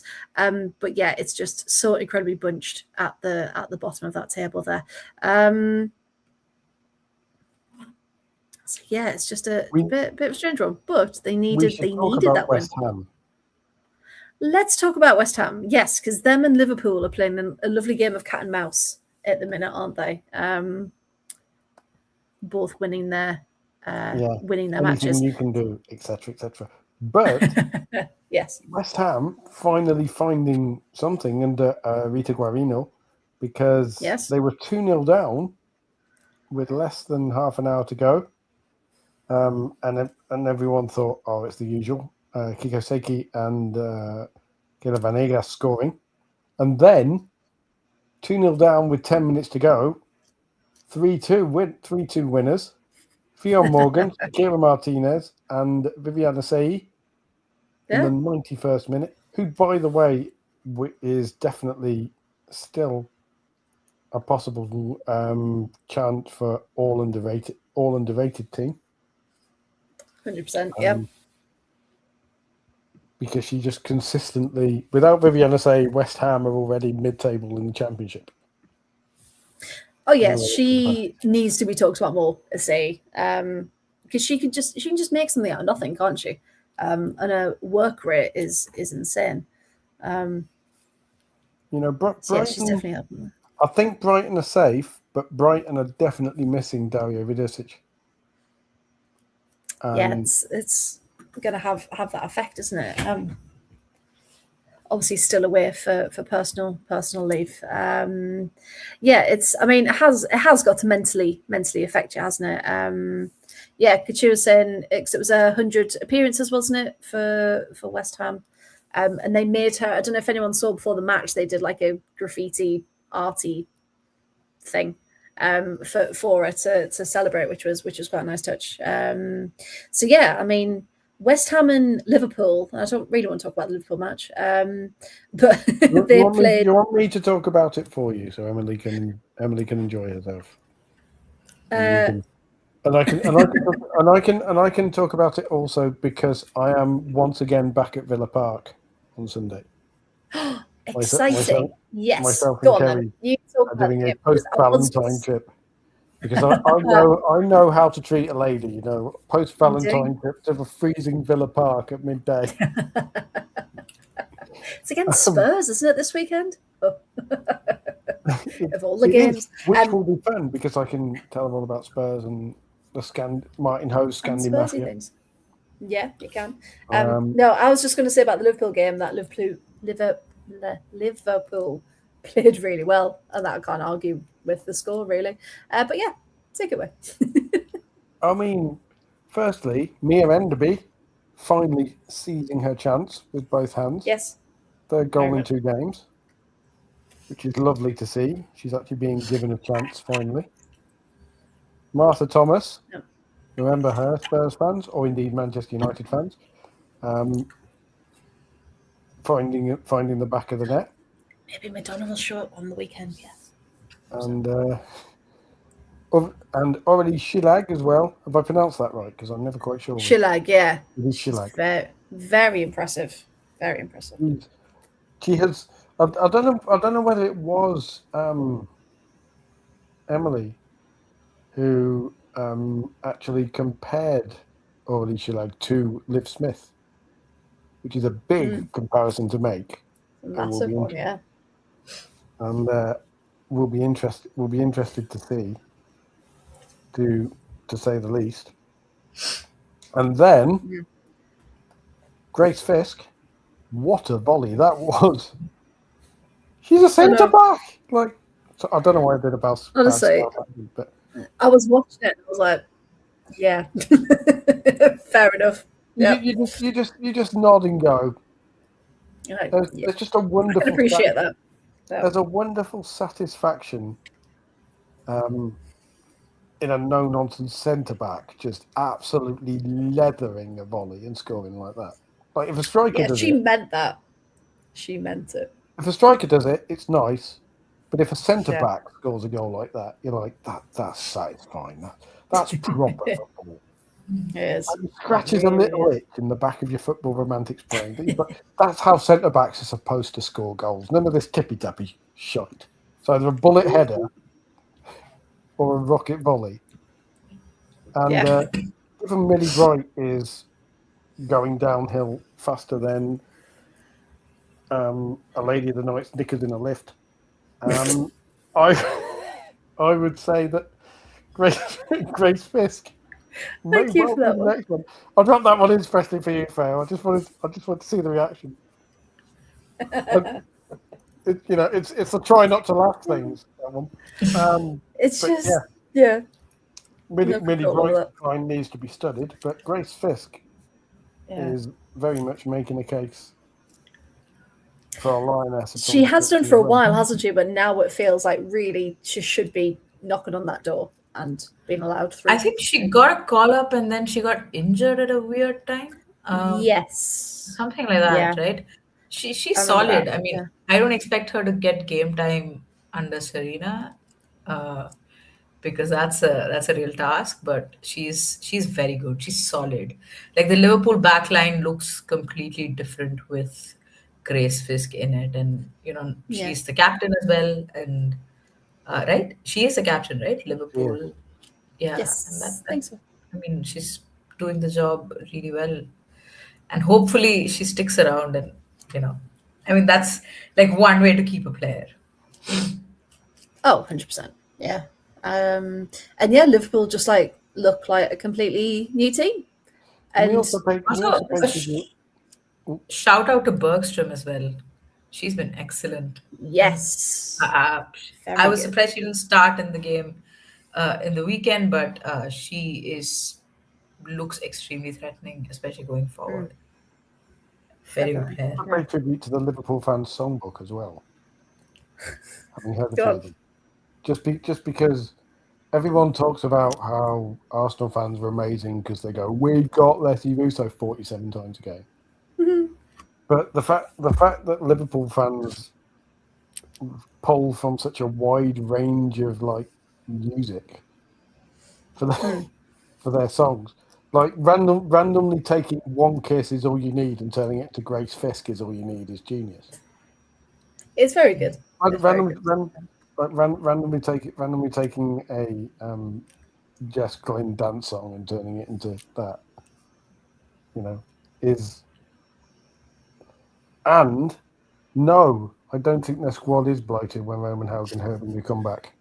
I think No, I think it's going to have very good depth if their squad, which they haven't had for quite a while, have they? I think if Chelsea fans are going to run around signing 4 players for every position and then claim, oh, it's for depth, they can't talk about they can't really talk about bloated squad. And if it's the Steve I'm thinking of, who's the Liverpool Women's Fan Club, I believe that he watches because I speak with him on other places. He is a genuinely lovely man. If it's the Steve I'm thinking of, Steve Nelson of the Liverpool Sports Club, has jokingly referred to this podcast as the R. Bryan podcast as well. So He knows it well. So I'm now there, like formally known as the R. Bryan podcast. Probably not. Oh, Bri. I hope Bri gets a job soon. I really do. I miss our Bri. Anyway, Paul Green and Brian Yes. Sorensen in the same place.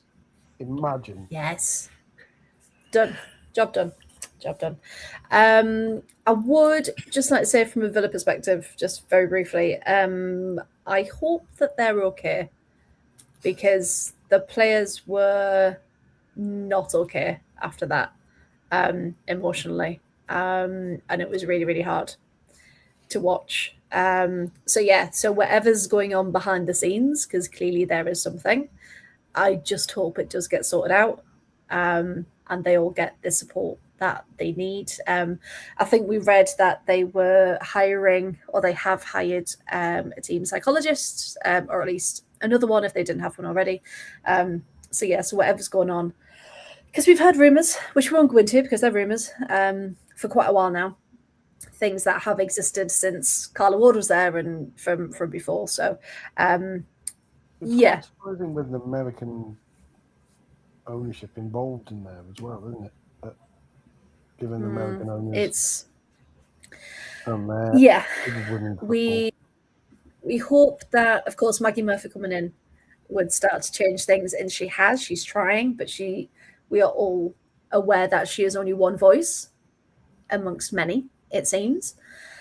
So yeah, there needs to be some reform there, because then they're not that we don't recognize them as a whole, but we do, as you know, as a fan club and as a supporters network, we want to shout out the players that do turn up for the badge every week, and play their hearts out and work so hard, because it is so obvious. And a few of us sent messages to the players at the weekend just saying, look, we're here, we can see it, and we appreciate you, because it looked like that's what they needed at that point. So yeah, I mean, I know Couture was joking about Villa being in free fall, but they I think it's a bit hard at the minute, especially transfer window. There was Jean-Francois, of course, but and nice Wonga, but we needed at least 3 or 4 people, and they've only brought in 2, so they're probably shattered as well, because they're having to do all this work. There isn't any depth.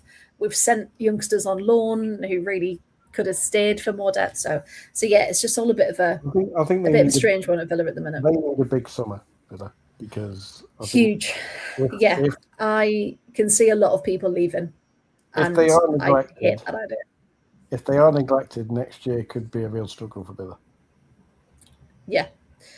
I really worry about Kirsty Hansen leaving and going elsewhere. I worry about Lucy Parker leaving.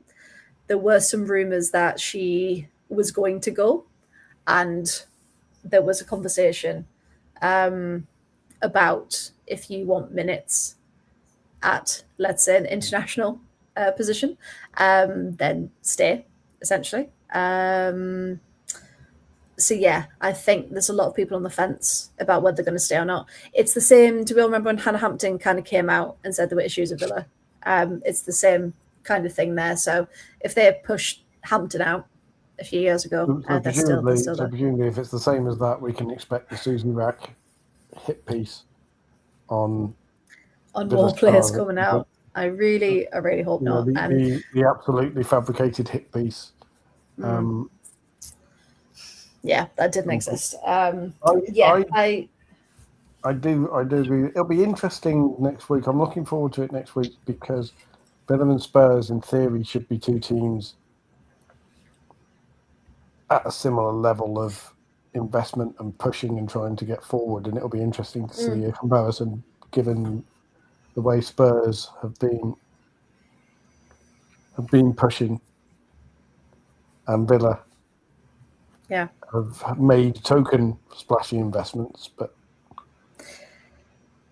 because there was issues surrounding that as well. I won't go into it. But yeah, it's essentially Arroyo. We don't think Arroyo is the problem at all, because she has been very, very good. Haven't lost the faith there, but it's how much power she actually has is the issue.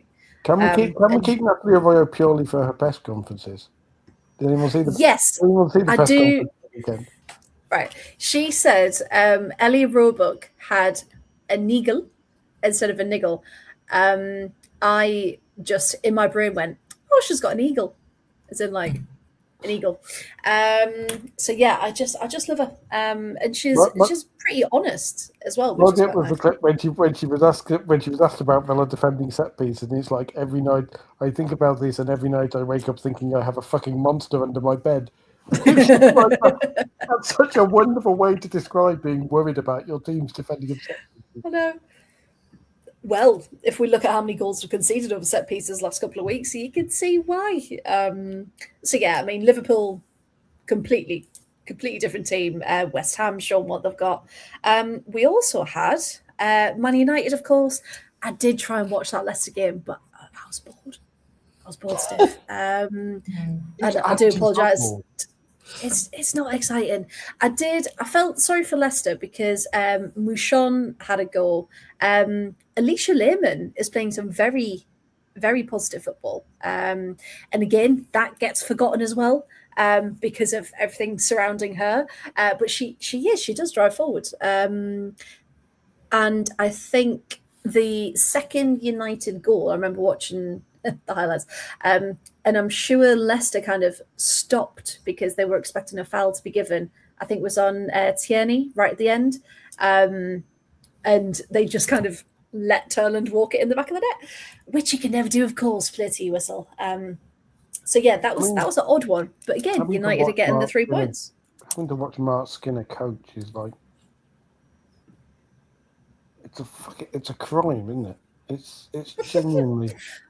Well, this is the thing. You can tell the players are genuinely doing offensive. it Like for them, you can really, yeah. you can feel the sport of football screaming in pain. Don't make me play boring football again. See, I'm being poked now in the chat. I'm being deliberately You are poked. longest serving manager in the league. If he's the longest serving manager in the league is fucking broken. Well, they said, well, it's Skinner, isn't it? Because after the changes, I think it's Bompastor and Vidicic. I'm sure it is. It's like, great. Yeah, it's Vidicic and Bompastor. Yeah. Great, he's the longest serving manager in the league, but someone was famous for having hiccups for 47 years. It didn't mean we had to fucking enjoy it, nor did he. Oh, Paul, that's a good question. If you were given a lot of money to ghostwrite Skinner's biography, would you? Yeah, because it would be the easiest job in the world. I was going to say, it doesn't say it accurately. because creative liberties. I call it lessons I know, lessons I can teach people, or something like things I have learned about football by Mark Skinner, and it'd just be 300 blank pages. Thanks very much. Job done. I'll take the million. Oh, that would be incredible. Oh, I can just imagine. I'll even buy Skinner a new polo deck out of generosity as well. Not one of the Primark ones. It'll be a proper M&S one. Oh, proper M&S one. Very nice indeed. Right then, 2 more games in the WSL. Let's have a look. Because Clive, we'll come to you then. So this was the later game on Sunday.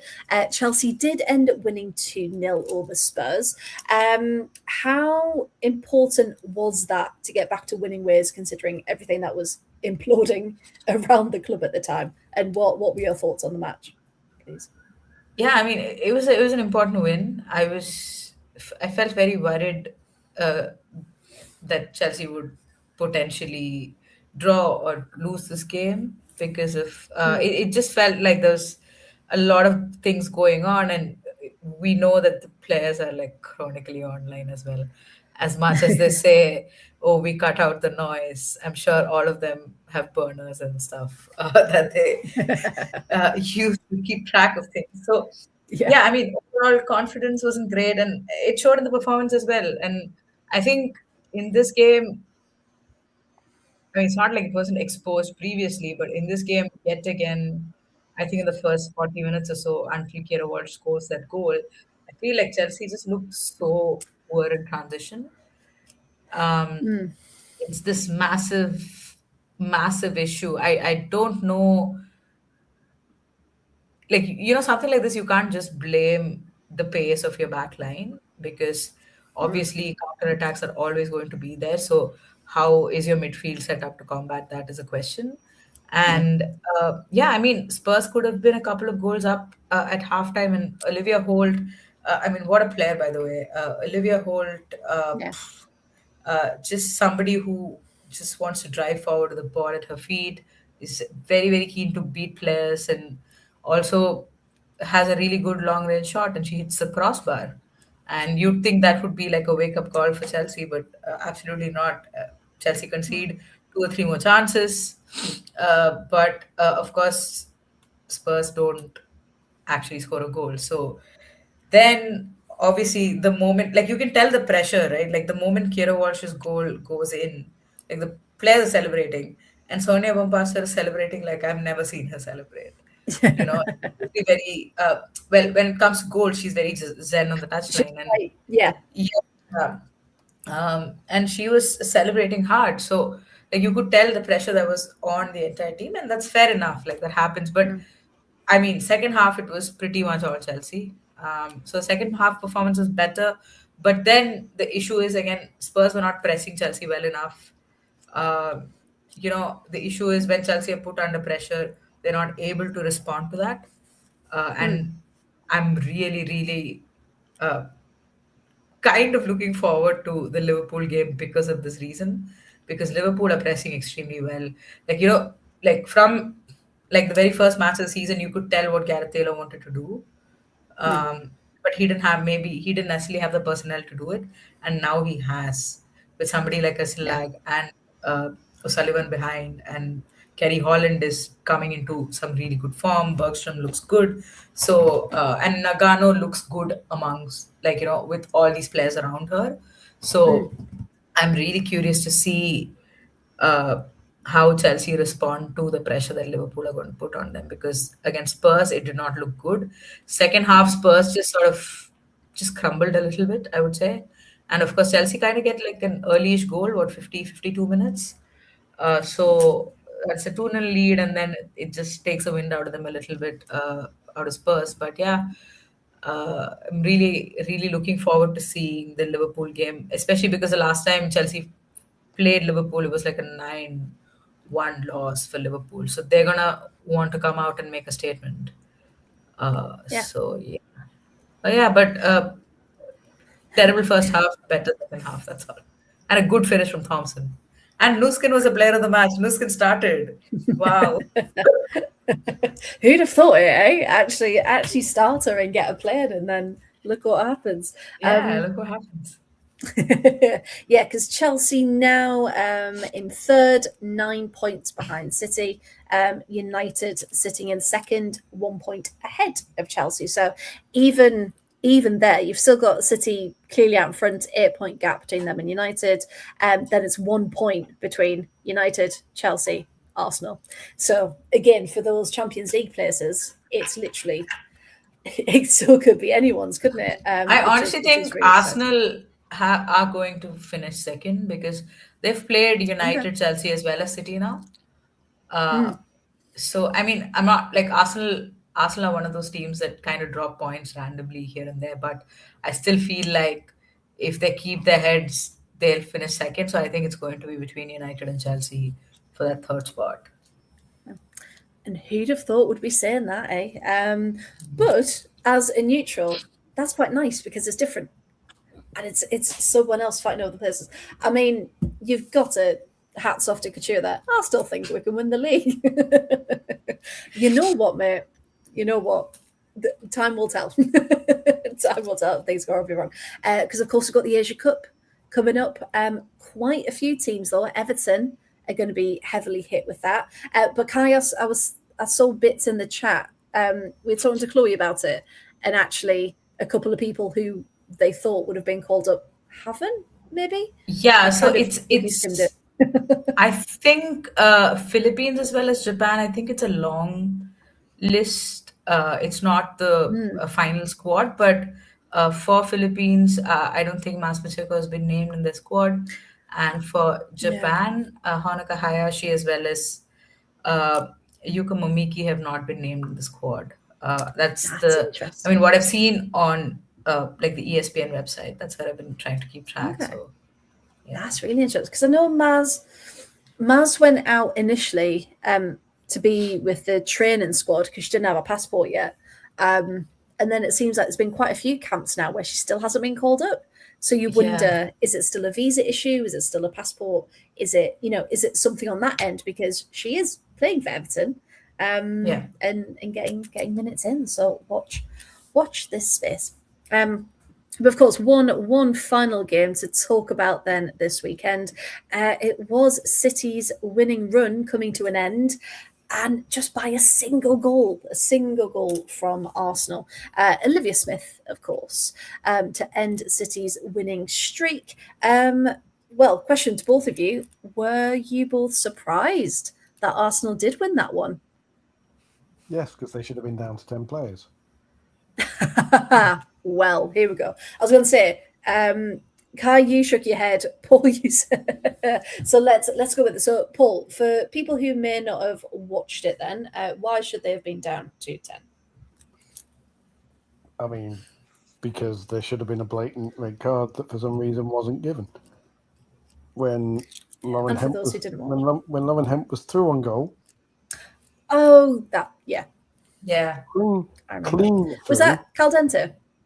It was I Caldente. believe it was. I was trying to work out who it was, but I think it was Caldente. It was Caldente. Imagine, just sorry to jump in, Paul. Just a second, but don't talk away. imagine not having Mariona for 3 games because of a dog so red card. What would happen to the Arsenal midfield? I mean, for me, it's not so much about this particular game or the outcome of this game, because it like for City in particular, it doesn't make much of a difference. It's more of a bragging rights at this point. They've won the league pretty much. But not having Mariona, having her suspended for a few games, like the kind of impact that would have had on Arsenal would have been immense. So going into this game, I had no doubt in my mind that like Arsenal would win this game because they just turn up. They just turn up in these big games. That's just how they work. It's weird, but whatever. But yeah, I think for me, more than like, I honestly don't even think City would have scored an equalizer if Arsenal had gone down to 10 players, because they would have sat a bit deeper and it would have made it even harder for City. But yeah, I mean, I love Arsenal fans saying the referee was bad for both sides. That's like, well, yeah, I knocked you out, but my knuckles hurt a bit as well. Right. It was because I was looking at the stats more than anything, because tried to watch for my sins. I decided, because everything was on the red button this weekend on Sky, all the matches, and I was like, no, I'm going to commit to Villa, because normally I do a multi-screen, but I was like, no, I'm going to commit. Why did I do that? So I only caught bits of the Arsenal game, and then when I saw it, I was like, this is really end to end. This is this is good. This is exactly what this game needs to be. But I was really surprised that Arsenal did manage to limit City to 1 shot on target, which, if you compare it to against Chelsea, against all these, they've had 20 odd shots and however many are then on target, and you just think that just shows you that level that, like you said, Kai, like Arsenal can turn up and just go, actually, we're going to perform and this match. It's the difference that a technical midfield makes. I mean, honestly, I was like, when I saw that Blackstenius was not in the squad, I was like, okay, maybe City have a shot here. But then the way Sleggers eventually set them up with Smith being that runner, that made all the difference in the world. Like, City obviously play a higher line, and Arsenal have the technical quality in the midfield to win those duels, to win those battles.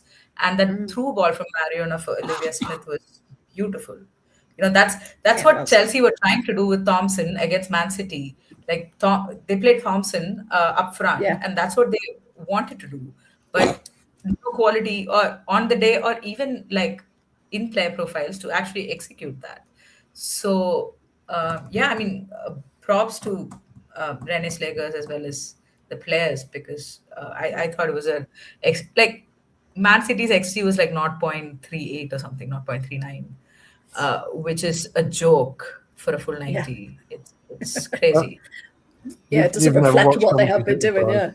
You haven't watched Coventry City in the past few weeks, but anyway. Mariona's through ball. Like, I'm glad you mentioned Arsenal's technical midfield, because the technicality of the women's game is rocketing up. And I mean, as a good, like, not that it was bad before, because it was probably a slightly more technical game often than the men's game is.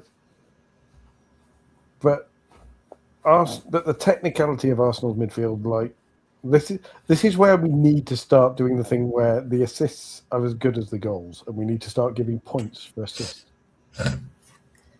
Probably recognizing what's even if we going on. If we do it unofficially on next season on Absolute Football, we do it unofficially. We have assist leaders, because through balls like Mariona's need to be recognised and have their own category, because that was an absolute slide rule of a through ball. She couldn't have picked it up, walked in front of Smith's run and placed it any better than she put it. No, it was so good, and you just saw what I really like about those games at the Emirates when you can just see everyone like erupt behind the goals because fans are allowed behind the goals because there's that many people, Revolutionary and you just concept, saw. but But you just see what it means, and you can tell how much. I do want to say as well the way they set up. Caitlin Ford looked much like her old self as well during that match, which was really really good to see. Because again, I think there's been a couple of players maybe that near an end of contracts. Lots of people are talking about them like, oh, are they a shell of their former self? But actually, they've shown recently. No, we're still that player. We're still that player that played Champions League. We're still the player that he signed and he loved months ago. And they've still got it in them. Good cheer there. What a good question to finish the section. If City don't win the league, would it be the biggest collapse of all time? I feel like Qatar is living in their own like fantasy universe where all of this is playing out.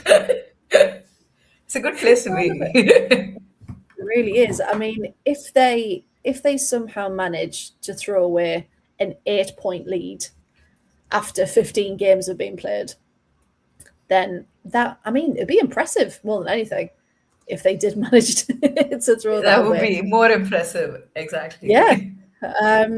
So yeah, I don't think they're going to give it away again unless something horrendous happens. But no, I just can't see that. But I mean, hey, can't judge it until it's done. Also, I'd rather have City win the league than Arsenal or United.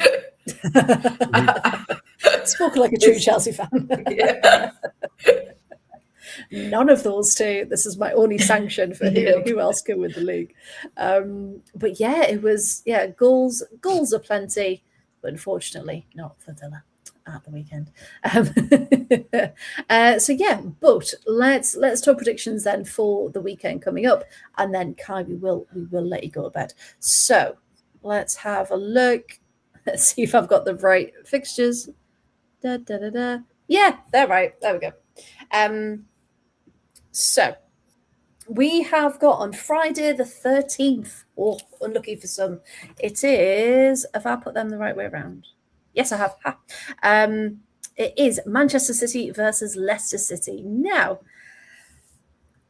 I mean, Leicester are a bit like Villa in the fact that they're not playing badly. They're just not getting anything from the games that they're playing. So they can obviously do much better. But yeah, they're just not doing it. So I can see that one being a bit of a Man City coming back with a vengeance kind of match. We've also got Villa Spurs, Chelsea Liverpool, Everton West Ham, United London City, and Brighton Arsenal. Any interesting matchups there for either of you? And if anyone wants to make predictions in the chat as well, please feel free to. I just see Chris has already put his in the chat there. But yeah, any standout? I might predict an upset in the United versus London City Lionesses game. Wonderful. That would be lovely. That would really. Freya Godfrey with a hat trick. That is the one time I will happily support London City. Because heard it here first, folks. Heard it here first. Absolute crash out that will happen on Manchester United Twitter. If that happens, and it would be wonderful. It really, really would. Yeah. Oh, there we go. Izzy needs a hat trick. Yeah, I'd love it. Izzy Goodwin hat trick. Yes. It's the battle of the objection. Izzy needs to score a goal. She does. She needs to get back into it, doesn't she? Bless her. Yeah. She does. Right, they can have a hat trick each. That's what we can predict for this match, I think. Yeah, because Chris has gone City 4-0 Leicester. Man United by 5. Oh, Graham. There's another friend in the chat. Hello. Chelsea versus Liverpool draw. Oh, interesting. Kaya, what do you think of that one? Wouldn't be surprised. I'm honestly really scared about this game against Liverpool. I'm not gonna lie.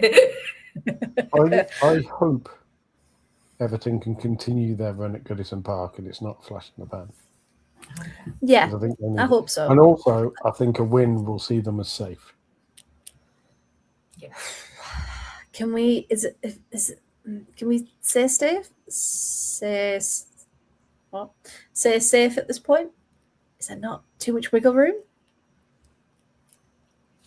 Or are you going to commit to safe? I will commit to safe because I don't think Leicester City aren't winning. With all due respect to them, yeah. I don't think. And assuming that they don't win, and Everton do, they will be 8 points clear with 6 games to go. 6 games to go. Am I having it right? Yeah. 8 games. Yeah, 8 games clear, with a possible 14. No, 6. 18 points. Maths are good. I went to private school, but I didn't study maths. There's your private school. Okay, so they could be safe. So I think Everton can consider themselves fairly close to safe, particularly as they will get their 3 points against a near rival. True. Brighton versus Arsenal is interesting. I'm just looking at Couture there. Denise O'Sullivan at Kings Meadow.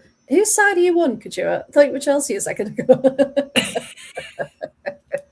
But Freya, how do you feel about Villa Spurs? Don't want to think about it. No, I think it's Spurs. Spurs are never the same team twice, which is the hard thing because you just don't know what team's going to come out. But at the same time, you don't know which Villa's going to come out. So I always go into a game like Spurs of going, I don't know anything. I just think at this point, just aim for a point. Just you need to get something because we've seen that bottom of the table. I think Spurs can still do Spursy things and they can still, mess up a little bit. We can also mess up a bit. So yeah, I think I probably agree with Graham, to be fair, 1-1.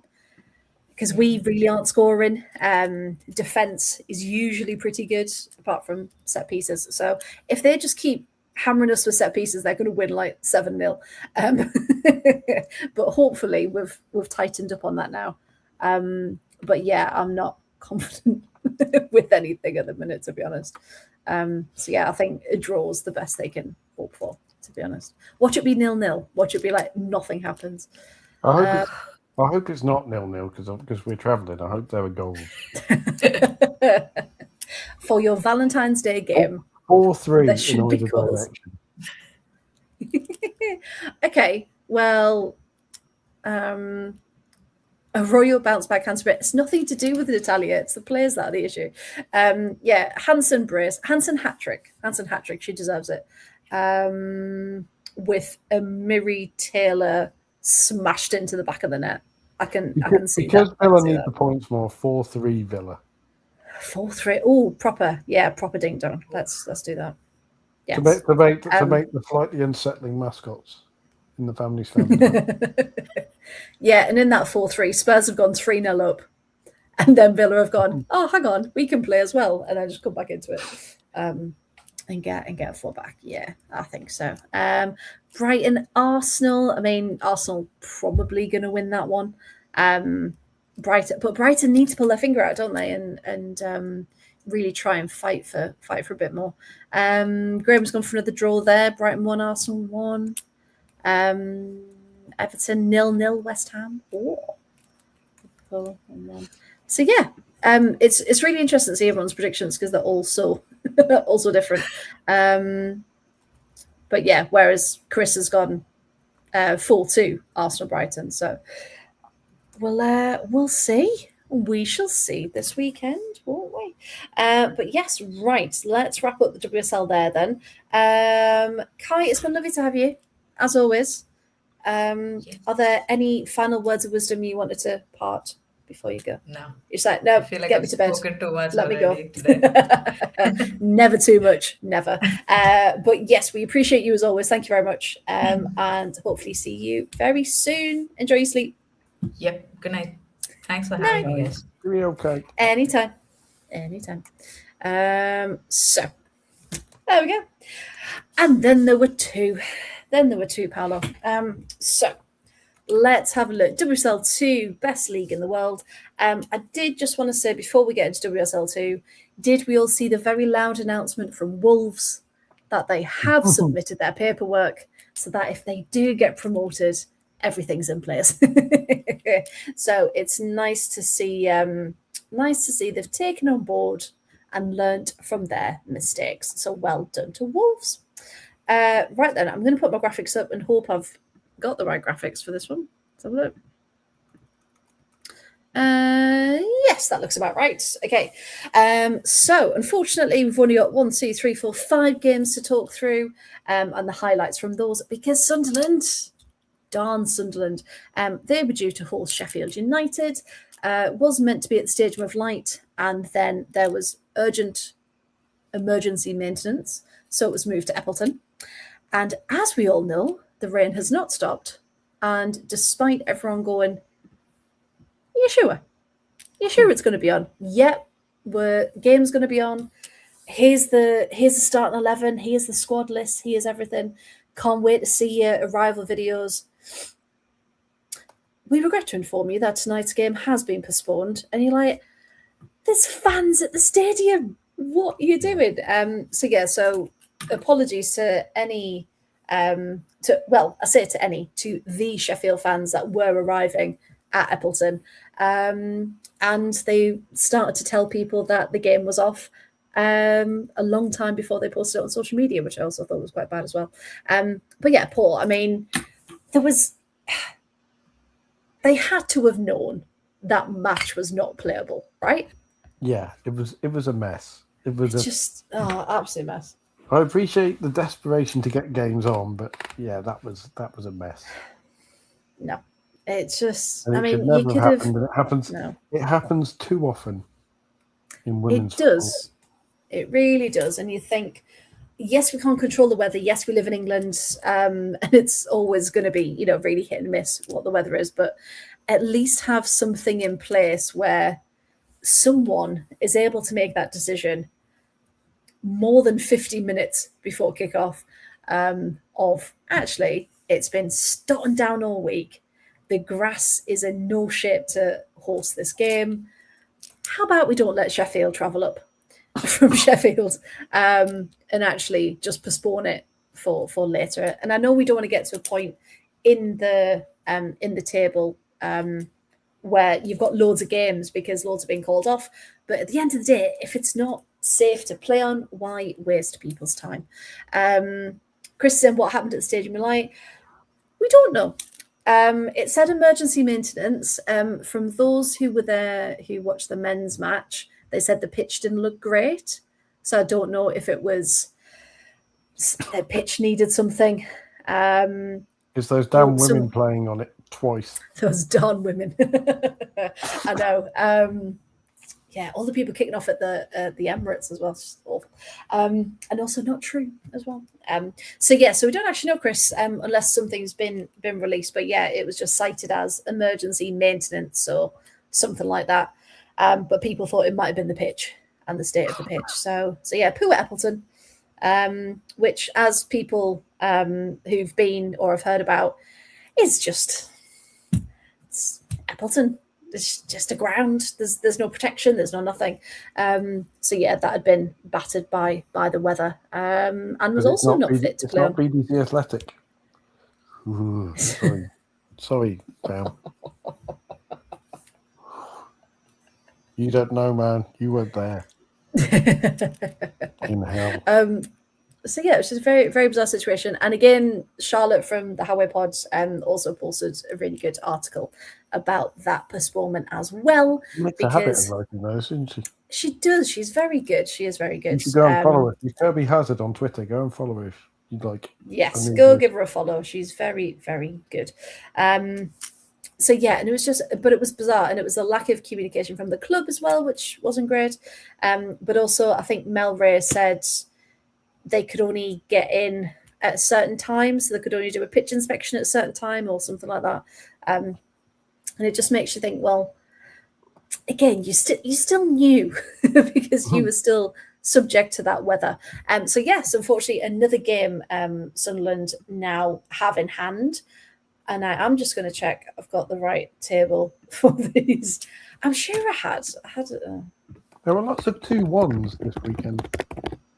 There were. Yes. There were more 2-1s than an average university. It was just like... very good. Very good indeed. Right, that's it. So 34, 29, 26. Let's have a look. 34. Yay! There we go. So as we can see, Sunderland have only played 13 games.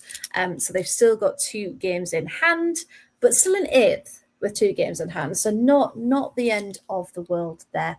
I mean, I wish, Chris. Yeah. They should have, again, if they were specific about what it was. But yeah, it was all very, very quick, wasn't it? The change. So people have then said, "Oh, did it not sell enough tickets?" And that's why. And they just said pitch maintenance, whatever. But yeah, no, nothing was given, and then the match wasn't. Of course, Durham only drew 1-1 because they're a Russell Group university, so they don't accept 2-1s. Well, they weren't going to accept defeat, were they? So let's talk about it, because that's probably one of the highlights of the weekend. The fact that Durham in the 98th minute, we will just say that, the 98th minute. Twice in as many weeks, because they did that against Portsmouth as well, didn't they? Got a habit of doing that, haven't they? Yeah. Very late. But yeah, I mean, so Birmingham City travelled up to Maiden Castle. I will just say Vilma Leithammer as well was an incredible signing for Birmingham City. She got their first goal just before the hour mark. And then Lucy Watson, 98th minute. If you haven't seen it, please go back and watch the highlights. It's just straight from a free kick, isn't it? Right on the side of the pitch, right on the sidelines. And you just think, how has that gone in? But it curled beautifully and just slotted in. And then, but you could just see the Birmingham players looking around like, hang on, that wasn't meant to happen. We were meant to win this. Durham having a big say on the title race. Because well, that's the thing, because if Birmingham had have won, then they would have only been 3 points back. 3 points behind. Yes. But now it's opened up ever so slightly again. And then Crystal Palace, of course, beating Bristol, has now put them within 1 point of each other as well. So it's mad. And I mean, Newcastle beating Southampton. Newcastle beating Southampton. Yeah, they've now leapfrogged them up into 5th place. So again, we're seeing the bunches of these are, well, anywhere down to 5th, 6th a year promotion contenders. Then you've got that mid group, and then you've got the ones being pulled into that relegation battle again. So yeah, it's a really, really interesting time. Yeah, Graham, we played Durham on Sunday. Just defend for your lives. That was those last few minutes. It'll probably be the only game on after the rain because it's an artificial. Yeah. I was going to say Maiden Castle will survive everything. It really, really will. But yeah, I mean, what a weekend. You can't stand on the hill and watch because you'll slowly be sliding down the side of it. Just sliding down. Landslide. It'll just be a slide. Yeah. We had a landslide victory. Why? Because a hill fell on the pitch. Yeah, a literal landslide victory. Although it's in the valley. Yeah. So there you go. So it is now a valley. It may not be on. Is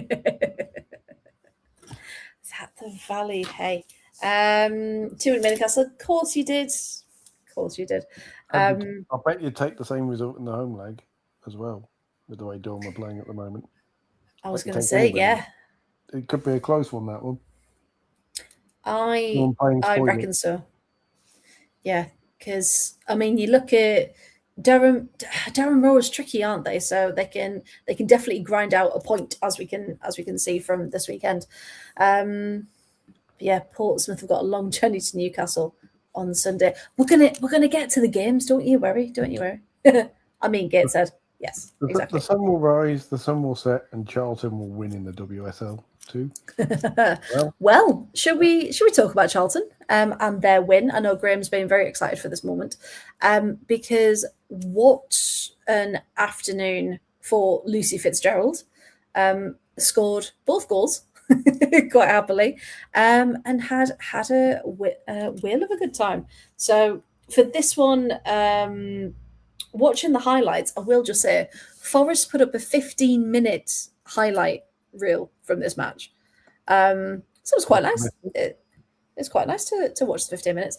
But it was interesting because obviously you look at 2-0, and if you haven't watched it, you might think, oh, maybe Forest couldn't quite get into the game or anything like that. But Carly Davies said, no, that's the best we've played all season. And the only thing that they didn't do was put the ball in the back of the net, which said everything else that they did, the communication, the skill, the way they pressed, the way they, they performed as a team, that's exactly what she wanted them to do. And all the new signings, she said, really impressed and came together.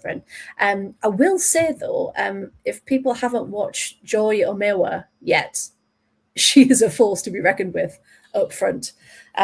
She had a chance on goal. Tove Almquist as well. She had a shot on target. And you thought, oh, they started well. They started really well. But yeah, Lucy Fitzgerald, the first one, she picked up this lovely squared cross, 18-yard box, just curls it into the top corner. It was absolutely beautiful. And as Graham says, superb, just superb. Can we point out, by the way, Charlton have conceded half the amount of goals of any other team in the league. They are conceding at the rate of 1 goal every other game. Every 180 minutes. They've only conceded 7. 7. I mean, that's obscene. That is crazy. Because if you look right down to the other end, and Portsmouth have conceded 39. So conceded. They've only scored 20. Yeah. In 14 games. They're scoring at an average of just over 1 a game. But they're conceding an average of 1 every other game. So, hey, it's not a bad business model. Goals win games, defense win championships, as they say. As they say, and it's proving to be correct. Yeah, I mean, so like I said, that cross, so the turn and pass from Karen Mead to get going was sensational, and Fitzy's finish was top draw. Yeah, it was, like you said, it was such a well-worked goal. So that was the first one. And then you think, okay, what are Charlton going to do next? Literally, I think 4 minutes later, she's at it again. This time it came in from Jodie Hutton's corner. Really, really well-delivered corner kick. And Lucy Fitzgerald is there and flicks it on with her head for 2-0. And you just think, okay. Charlton are not coming to play at, of course, the world-famous City Ground. If people aren't on Twitter, you might not have seen this, but Graham was letting us know every time it was mentioned. And it was every few minutes they got it announced over the tannoy. But yeah, I mean, as I said in there, second half performance showed why we've only conceded 7. The team defend for their lives, from back to front, and they all know their role. Yeah, absolutely. And that's exactly what you've got to do. I do worry about them if they do get promoted, because they're not going to go 14 games with only conceding 7 goals in the WSL, with all due respect. No, and I think they're doing very well for the WSL2. But yeah, if they then go up, as looks likely at the moment, they're going to need to reinforce and bring in some good names just to help them stay as they are and push them to that next level. Which sounds like conflicting statements. Now we'll just come to it. But the longest away trip in the WSL2 was successful for Newcastle as well, beating Southampton. Yes, it was. All that money on Jordan Nobbs, worth it to beat Southampton away from home very narrowly. Very narrowly. Yeah, because Jordan got the brace, didn't she? First minute and 43rd minute, and then Tegan McGowan got got a consolation goal back for Southampton in the 88th. thing that makes me laugh about Newcastle United is just one thing. If you look at their lineup, let's take their lineup against Southampton. So they don't have Chelsea Loney, Femke Liefding, I can't say it properly, in goal. Because they only had a Finnish international goalie there instead. They just merely had Anna Taminen in goal instead, who has only started for her country at the Euros. And then in front of them, Charlotte Wardlaw, Aoife Mannion, Gemma Purfield, and Caitlin Torpey, which is a fully international defence, and Gemma Purfield. But Gemma Purfield has a lot of WSL experience. Yep. And then Jordan Nobbs and Lois Joel, who are both internationals. And then the other Freya Gregory. Yeah. Molly Pike, Una Savanius, and Emily Murphy. Sorry, that's a low-end WSL lineup. That is not a middle of WSL2. Yeah. That is a massively underachieving lineup. It's strange, isn't it? Because they, we always do say like, oh, they're throwing money at it and things like that, but they've brought in a solid team that anywhere else I would be more than happy to support, because they've brought in some very good players. And you're right, they've been building it, and they've been talking about getting promotion and that kind of thing. And you can clearly see that's what they're trying to build. But for that, they then should be higher than 5th. But really? They're great because they're throwing money and they're war lasses and all that sort of stuff. Their academy lost 8-0 to Durham, by the way. I was going to say, so that was the funny thing. So again, Charlotte posted about, if you weren't throwing money at your first team, maybe you could nurture your academy team. Loads of people have taken the bait and they're kicking off. They're a fairly thin-skinned bunch, considering they live in one of the coldest parts of the country and walk around for their tops off all the time. Was and we've said this before, Newcastle used to be where your local lasses did go and play football, because that was the accessible team. That was a pathway for a lot of people. So the fact that its academy aren't doing as great is a real shame, because there is so much talent in the Northeast to go and represent. And most of the plays for Sunderland and Durham at this point. Well, yeah. Again, because I saw a comment that was like, "Oh, well, Newcastle didn't have a professional women's team years ago, so of course Sunderland and Durham are ahead." And it's like, yeah, but they've got the academy, they've got the reserves, they've got different levels of the club, and clearly, if there's something missing from that, then go and invest in it and make it better. But it's all right. You can pay loads of money for Demi Stokes to sit on the bench and not come on because she's a local lass. Away from North Shield, who, by the way, lost to Coventry United in the FA Vars. Hey, the FA Vars. Do they put flowers in it at the end? I don't to show that you've won. I don't know.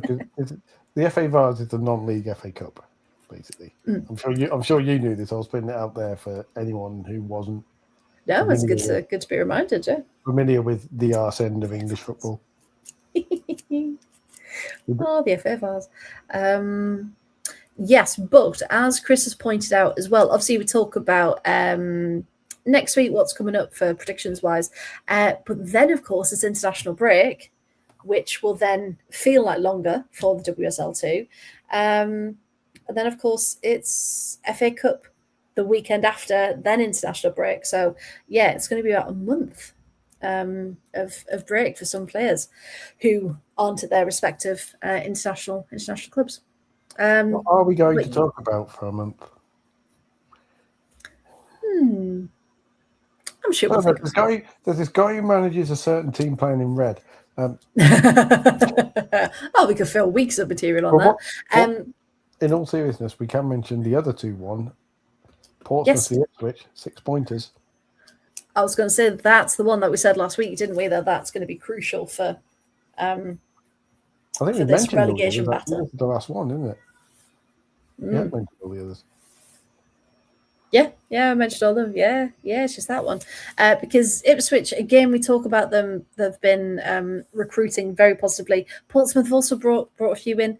But the fact that they've done that means Ipswich have now leapfrogged Portsmouth, still on the same points, but have a slightly better goal difference. And we have seen titles won and lost on less, haven't we? So yes, Ipswich now in 11th. That's got to be a massive boost at Paul, hasn't it, for Ipswich? Psychologically, if nothing else. That first bit where you're off the bottom. Yeah. And back. Well, even that's the first step sometimes, isn't it? Back with the pack, as it were. Yeah, because you'll then look at Sheffield like, oh, that's only 3 points. That's only a game. You know, let's win another one and let's get on points with them. Yeah, and they've still got. I think they've still got to play Sheffield United again. So that's. Yeah. They can potentially make that up, and then another point to Durham, and now they're in the driving seat because now all they need to do is match Portsmouth's results. Portsmouth are the chasing team. Yeah. And that, I know we talked about that mentality, but knowing that there's now a chance, there is hope, there is light at the end of this tunnel that they can stay up if they just do enough and do enough to do it. I do wonder there is potential as well next season if Ipswich, worryingly, as for the men's game. Sorry for mentioning the men's game, but men's do play football. But if Ipswich men currently operating the parachute payments for the Premier League, but if they go back up and don't have to commit all those parachute payments towards the Premier League, then it suddenly gets very interesting as to whether they can start looking up at the likes of Forest and going, okay, we've consolidated now. The next crack is upper mid-table. The Premier League and WSL2 women. Let's see if we can get both teams to the same level. Yeah, and let's go for it. Because they'll have that availability to do that. Yeah, no, I agree. And it's that. Unfortunately, isn't it? It's from the men's side. What can they afford to give to the women's side for a lot of that? Or what are they willing to give? Talking about them earlier, I do wonder if Paul Green. There were several teams in this table who you wonder if you really fancied a challenge, who Paul Green might look at. I mean, Newcastle is the obvious one, but that would be depressing because oil money. That would be depressing. Southampton, Palace, Forest, Sunderland. Sunderland needs something. They need someone fighting their corner, I think, the women's team. Because again, I don't know. I probably should, but I don't know much about the actual structure of it and who's actually there because it's not clear and obvious what's going on behind the scenes. So yeah, I mean, I'd love for someone like that to come in at Sunderland and transform the place. But I need it. Ipswich could be an interesting one as well as. But then he'd have to live in Suffolk, which is called that because it's Suffolking boring. Could be worse. Could be Kent. Apologies. I can't even deny with that. I'm rare in my part of Kent because I've only got 10 fingers. So. But yeah, you're right. There's so much scope, isn't there? So much potential for people like Paul Green and people like him to actually come and say, actually, we're at a good turning point now with some of these clubs. Let's commit to that next stage. I did say sorry, Graham. I did say sorry. But yeah, it's still incredibly tight in all areas of that table, and we can't wait to see what happens next. Because this is what happens next. So we've got Charlton Durham, as Graham rightly said, at the weekend. I mean, that's going to be, again, it's going to be another tough one, isn't it? Whether Charlton can cling on to a win, or whether Durham will do Durham things again. If Charlton do win that, even if Birmingham should beat Palace on Monday, Charlton have effectively gained 2 points on them or consolidated their 2 points. Because they gained 2 points because of... Follow me reasoning here, it makes sense. Okay, you keep going, yeah. At the moment, Charlton gained 2 points over Birmingham City because they got a better result. Because Birmingham dropped points against Durham. Now you've effectively got the break point the other way, where Charlton have to match or better Birmingham City's result against Durham to consolidate that gain. And if they do, they've gained at least 2 points, possibly even more if Birmingham City drop points against Palace, which is eminently possible. It is. It's possible. So we could see that gap opening up a little bit more, couldn't we? Yeah, Graham said, playing first, we've got a chance to go 8 clear of Birmingham before they play. If they go 8 clear with 6 games to go, and Charlton with a game in hand, it's looking quite positive, isn't it? You use the old cliche of one hand on the trophy, then, don't you? Yes. But as we've seen, we can't assume or predict anything at this point. But yeah, apart from that one, are there any others that stand out for you, Paul? As another big 6-pointer down the bottom with Ipswich and Sheffield United. Obviously, with the 3 Ipswich win that, they're level on points with Sheffield United all of a sudden. And eminently possible being played in Colchester. Yes, because again, as we saw, they're only 3 points away from each other.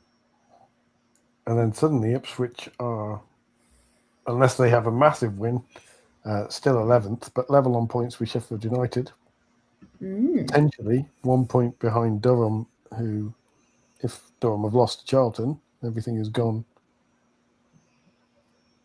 This feels like that meme with all the pictures and you try to put the chords together. The one with the card counting one with Zach Galifianakis sat there and all those equations just spinning around his head. You all try and work it out. I know, it's just like, right, if they drop points there, but then we gain that, and then if we score that, and if we just all of these lines crossing over. This is the thing with the WSL. A lot of the games, you look at it and go, oh, well, it's interesting, but it's kind of hard. But with that middle pack, it's kind of hard to be interested if you have a middle pack, because it doesn't really affect the business end at either end. Whereas there's business end storylines with all of these games in one way or another. Yeah, because we know even the teams lower down, or those mid-table teams, have got potential to take points off the top. And even the teams at the bottom have proven that they can take points off elsewhere as well. So the least, like you say, the least interesting game table-wise. Okay, the least immediately interesting game there table-wise is probably either Bristol City, Southampton, or Sunderland Forest. And with Bristol City, Southampton, you've got 2 teams hovering around the third promotion playoff place who could make or break their chase for that. And Sunderland Forest, again, 3 points either way, could see the other team either jump up or push back down towards a potential relegation mire. And it's like, it could literally go anywhere. But like Chris said, but the weather's been awful, so how many games are actually still going to be on? at the weekend, because I don't know.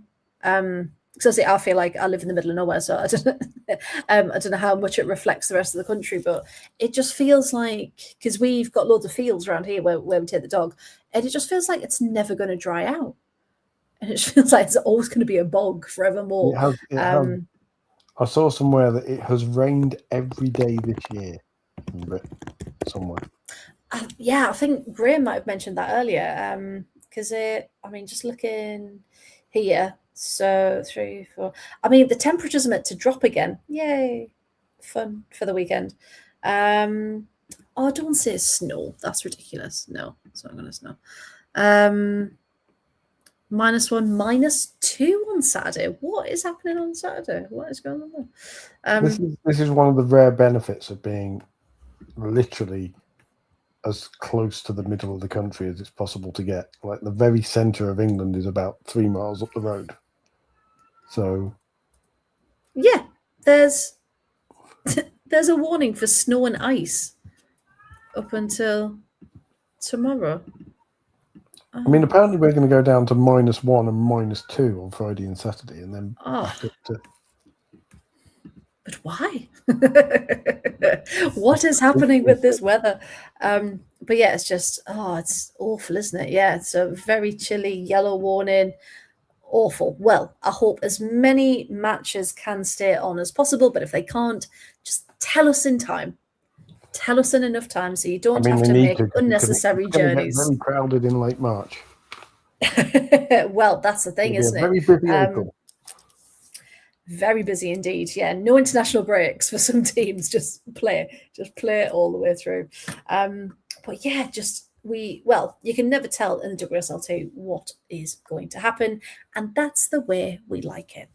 And I think that might indeed be us for the evening. Was there anything else you wanted to mention, Paul, before we go? I think you mentioned everything.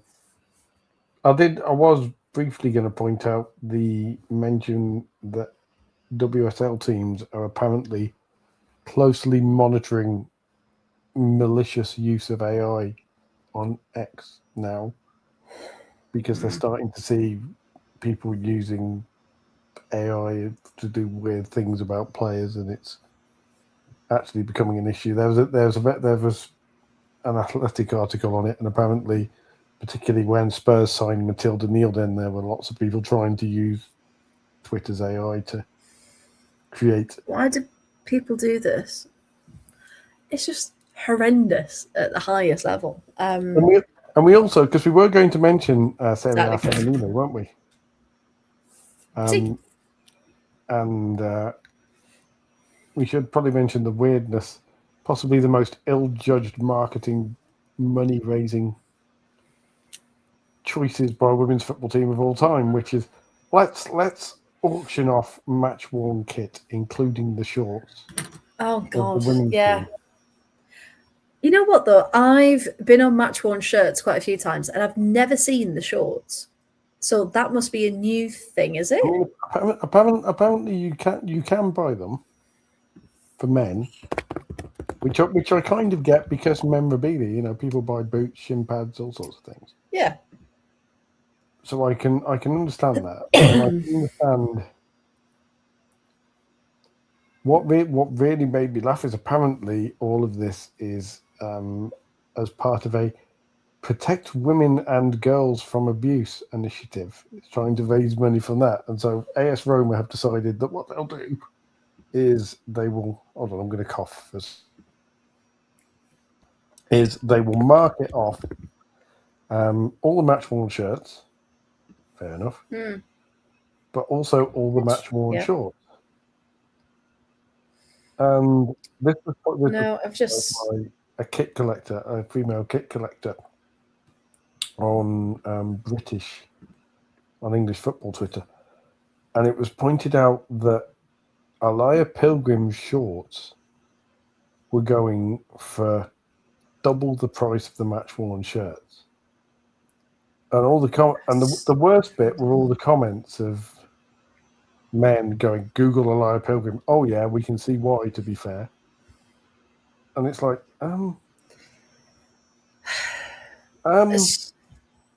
no, I will never understand that at all, and why people think like people are minging, like we know this, but the fact that they're saying it so outwardly and so publicly and think that it's okay.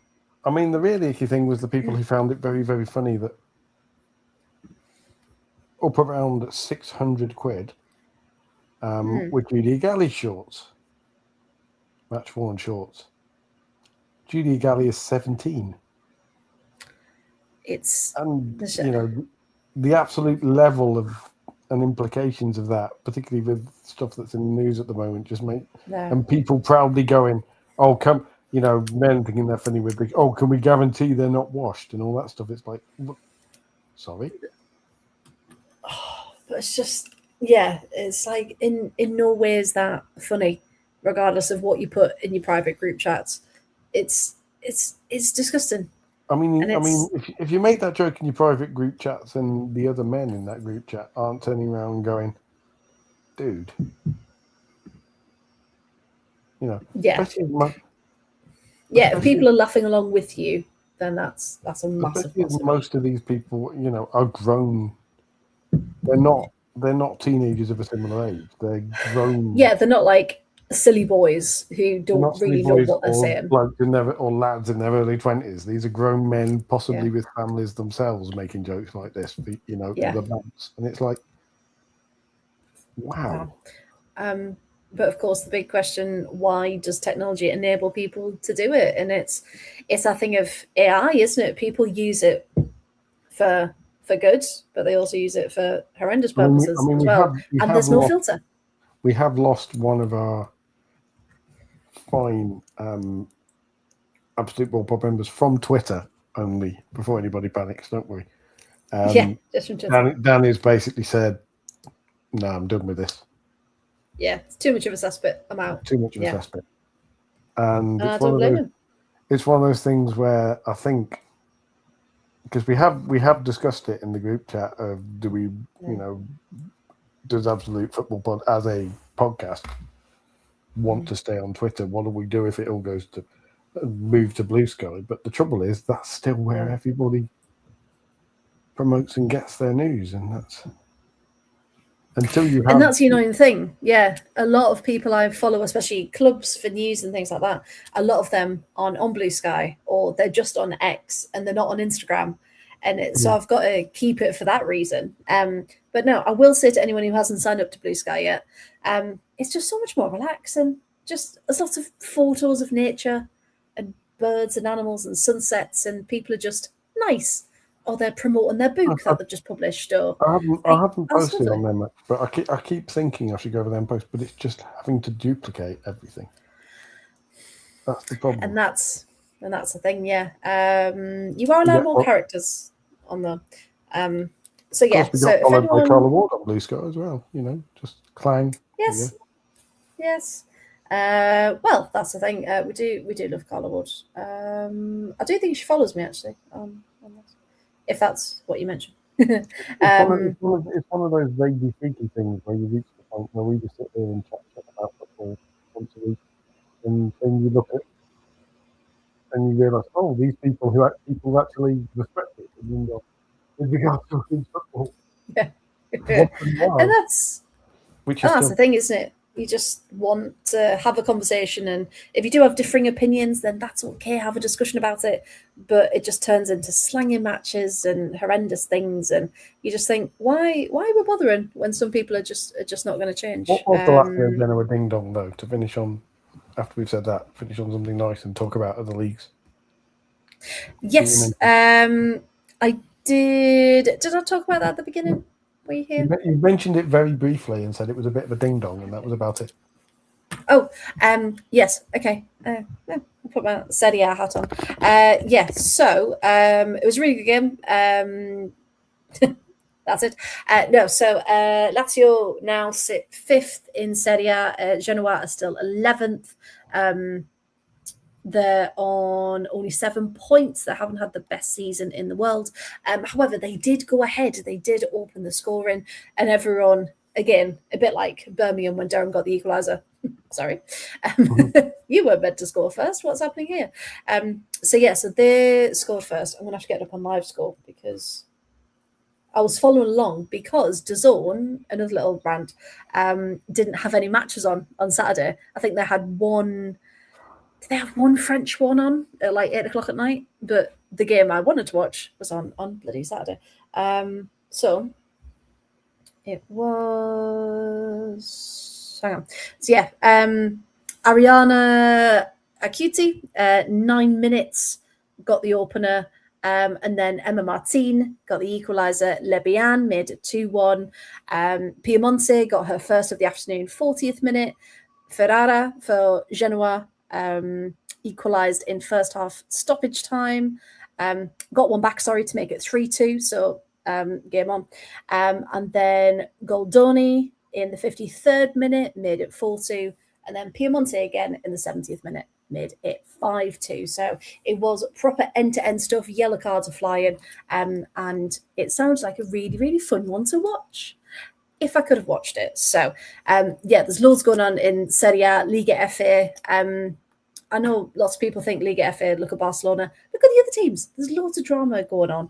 I will mention as well, because we haven't mentioned it, talking about the Scottish Women's Premier League. Yes.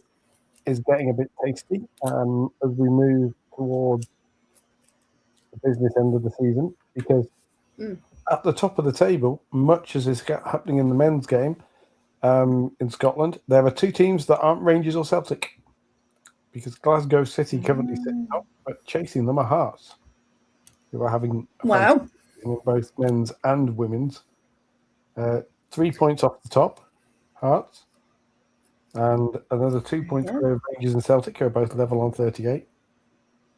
So there is a four-way battle for the title. That's what we love to see. That's what you want. One comes towards the end of the regular season. Yeah. Yeah, because of course, lots of youngsters have gone out on loan, haven't they? To Glasgow City and to Celtic in particular. Lots of youngsters from WSL clubs. And are starting to go abroad again as well, because there's just too much competition in the WSL2, which is fantastic. So it's not just seen as an academy league. It's competitive. Because those games are shown on BBC Scotland as well. They have at least one live game a week, and they don't have a game this weekend. I'm just tracking through. Hold on. But next weekend, looking at the fixture list, there is one down the bottom, Partick Thistle versus Hamilton Academical. You've got to feel sorry for Hamilton Academical, because they are sitting bottom of the table, and they have had a season where they have scored 6 goals in 17 games and conceded 76. Oh, it's not been a good season, has it? And Partick Thistles have scored 10 and conceded 45. So that one's a 0-0. But also, 4:10 in the next game, Celtic versus Hearts. Second versus we'll have to tune in for that one. I think that's going to be a good one. It's going to be a very good one indeed. See, Chris already, Friday the 13th, Bayer Leverkusen and FC Köln on DAZN for the Frauen Bundesliga. Thank you very much. Because it's just nice to kind of take in other leagues, isn't it? And see what else is going on out there. I think you're still watching. I thought you kind of disappeared when we were ranting about Michelle Kang taking over the world. We never do that, do we? But you didn't get to you, Nessie. and also, Graham, sorry, Kira Skills being not playing. Charlton have done that without Kira Skills, who is an absolute defensive rock for them. So just shows you. Yeah. It shows the quality for Charlton. Yeah, congratulations to them to making their comebacks, because again, when you've had players out for so long, just having them back and within the squad, just again, it does something to the relationships in the squad, doesn't it? It just makes them. The old cliche about effectively being new signings. Can't buy my love. And that's why we love you, Nessie. We really, really do. Right, we will leave it there. We thank you all so much for sticking with us through all of these leagues, all of these results, and all of the comments that come with it. You do help us make the show, so thank you very much. We will be back next Wednesday, of course, with hopefully some good news for Villa. Just anything would be nice. And then, of course, it's the FA Cup the weekend after. So yeah, lots to look forward to. Kerry, she'll be down in the fan group, and I'll wave probably up in the gods at the back of the stand where the roof. Yes, exactly. Yeah, I'll keep an eye out. I'm going to see Steps, the musical, on Saturday with my best friend. So we're not spending Valentine's with our prospective partners. When they asked you how many tickets you wanted, did you say 5? Nah, 6, 7, 8? Very good. Initially, I was like, 1 for sorrow, but then I thought it's too bad. So that joke was a tragedy. So it's just a chain reaction of what's going to happen next. It's all good. See, and we will leave it there before we get any worse. If you're going to make those jokes, then line them up and count me in. Very good. And I won't let you down because that will make me a deeper shade of blue. So we will leave it there for the evening before this gets worse. You win. Thank you. I will come back singing and dancing, probably with a cowboy hat next week. So just wait and see. But yes, have a lovely weekend, everyone. Hope you manage to get to football, if that is your wish, or spend it however makes you happy.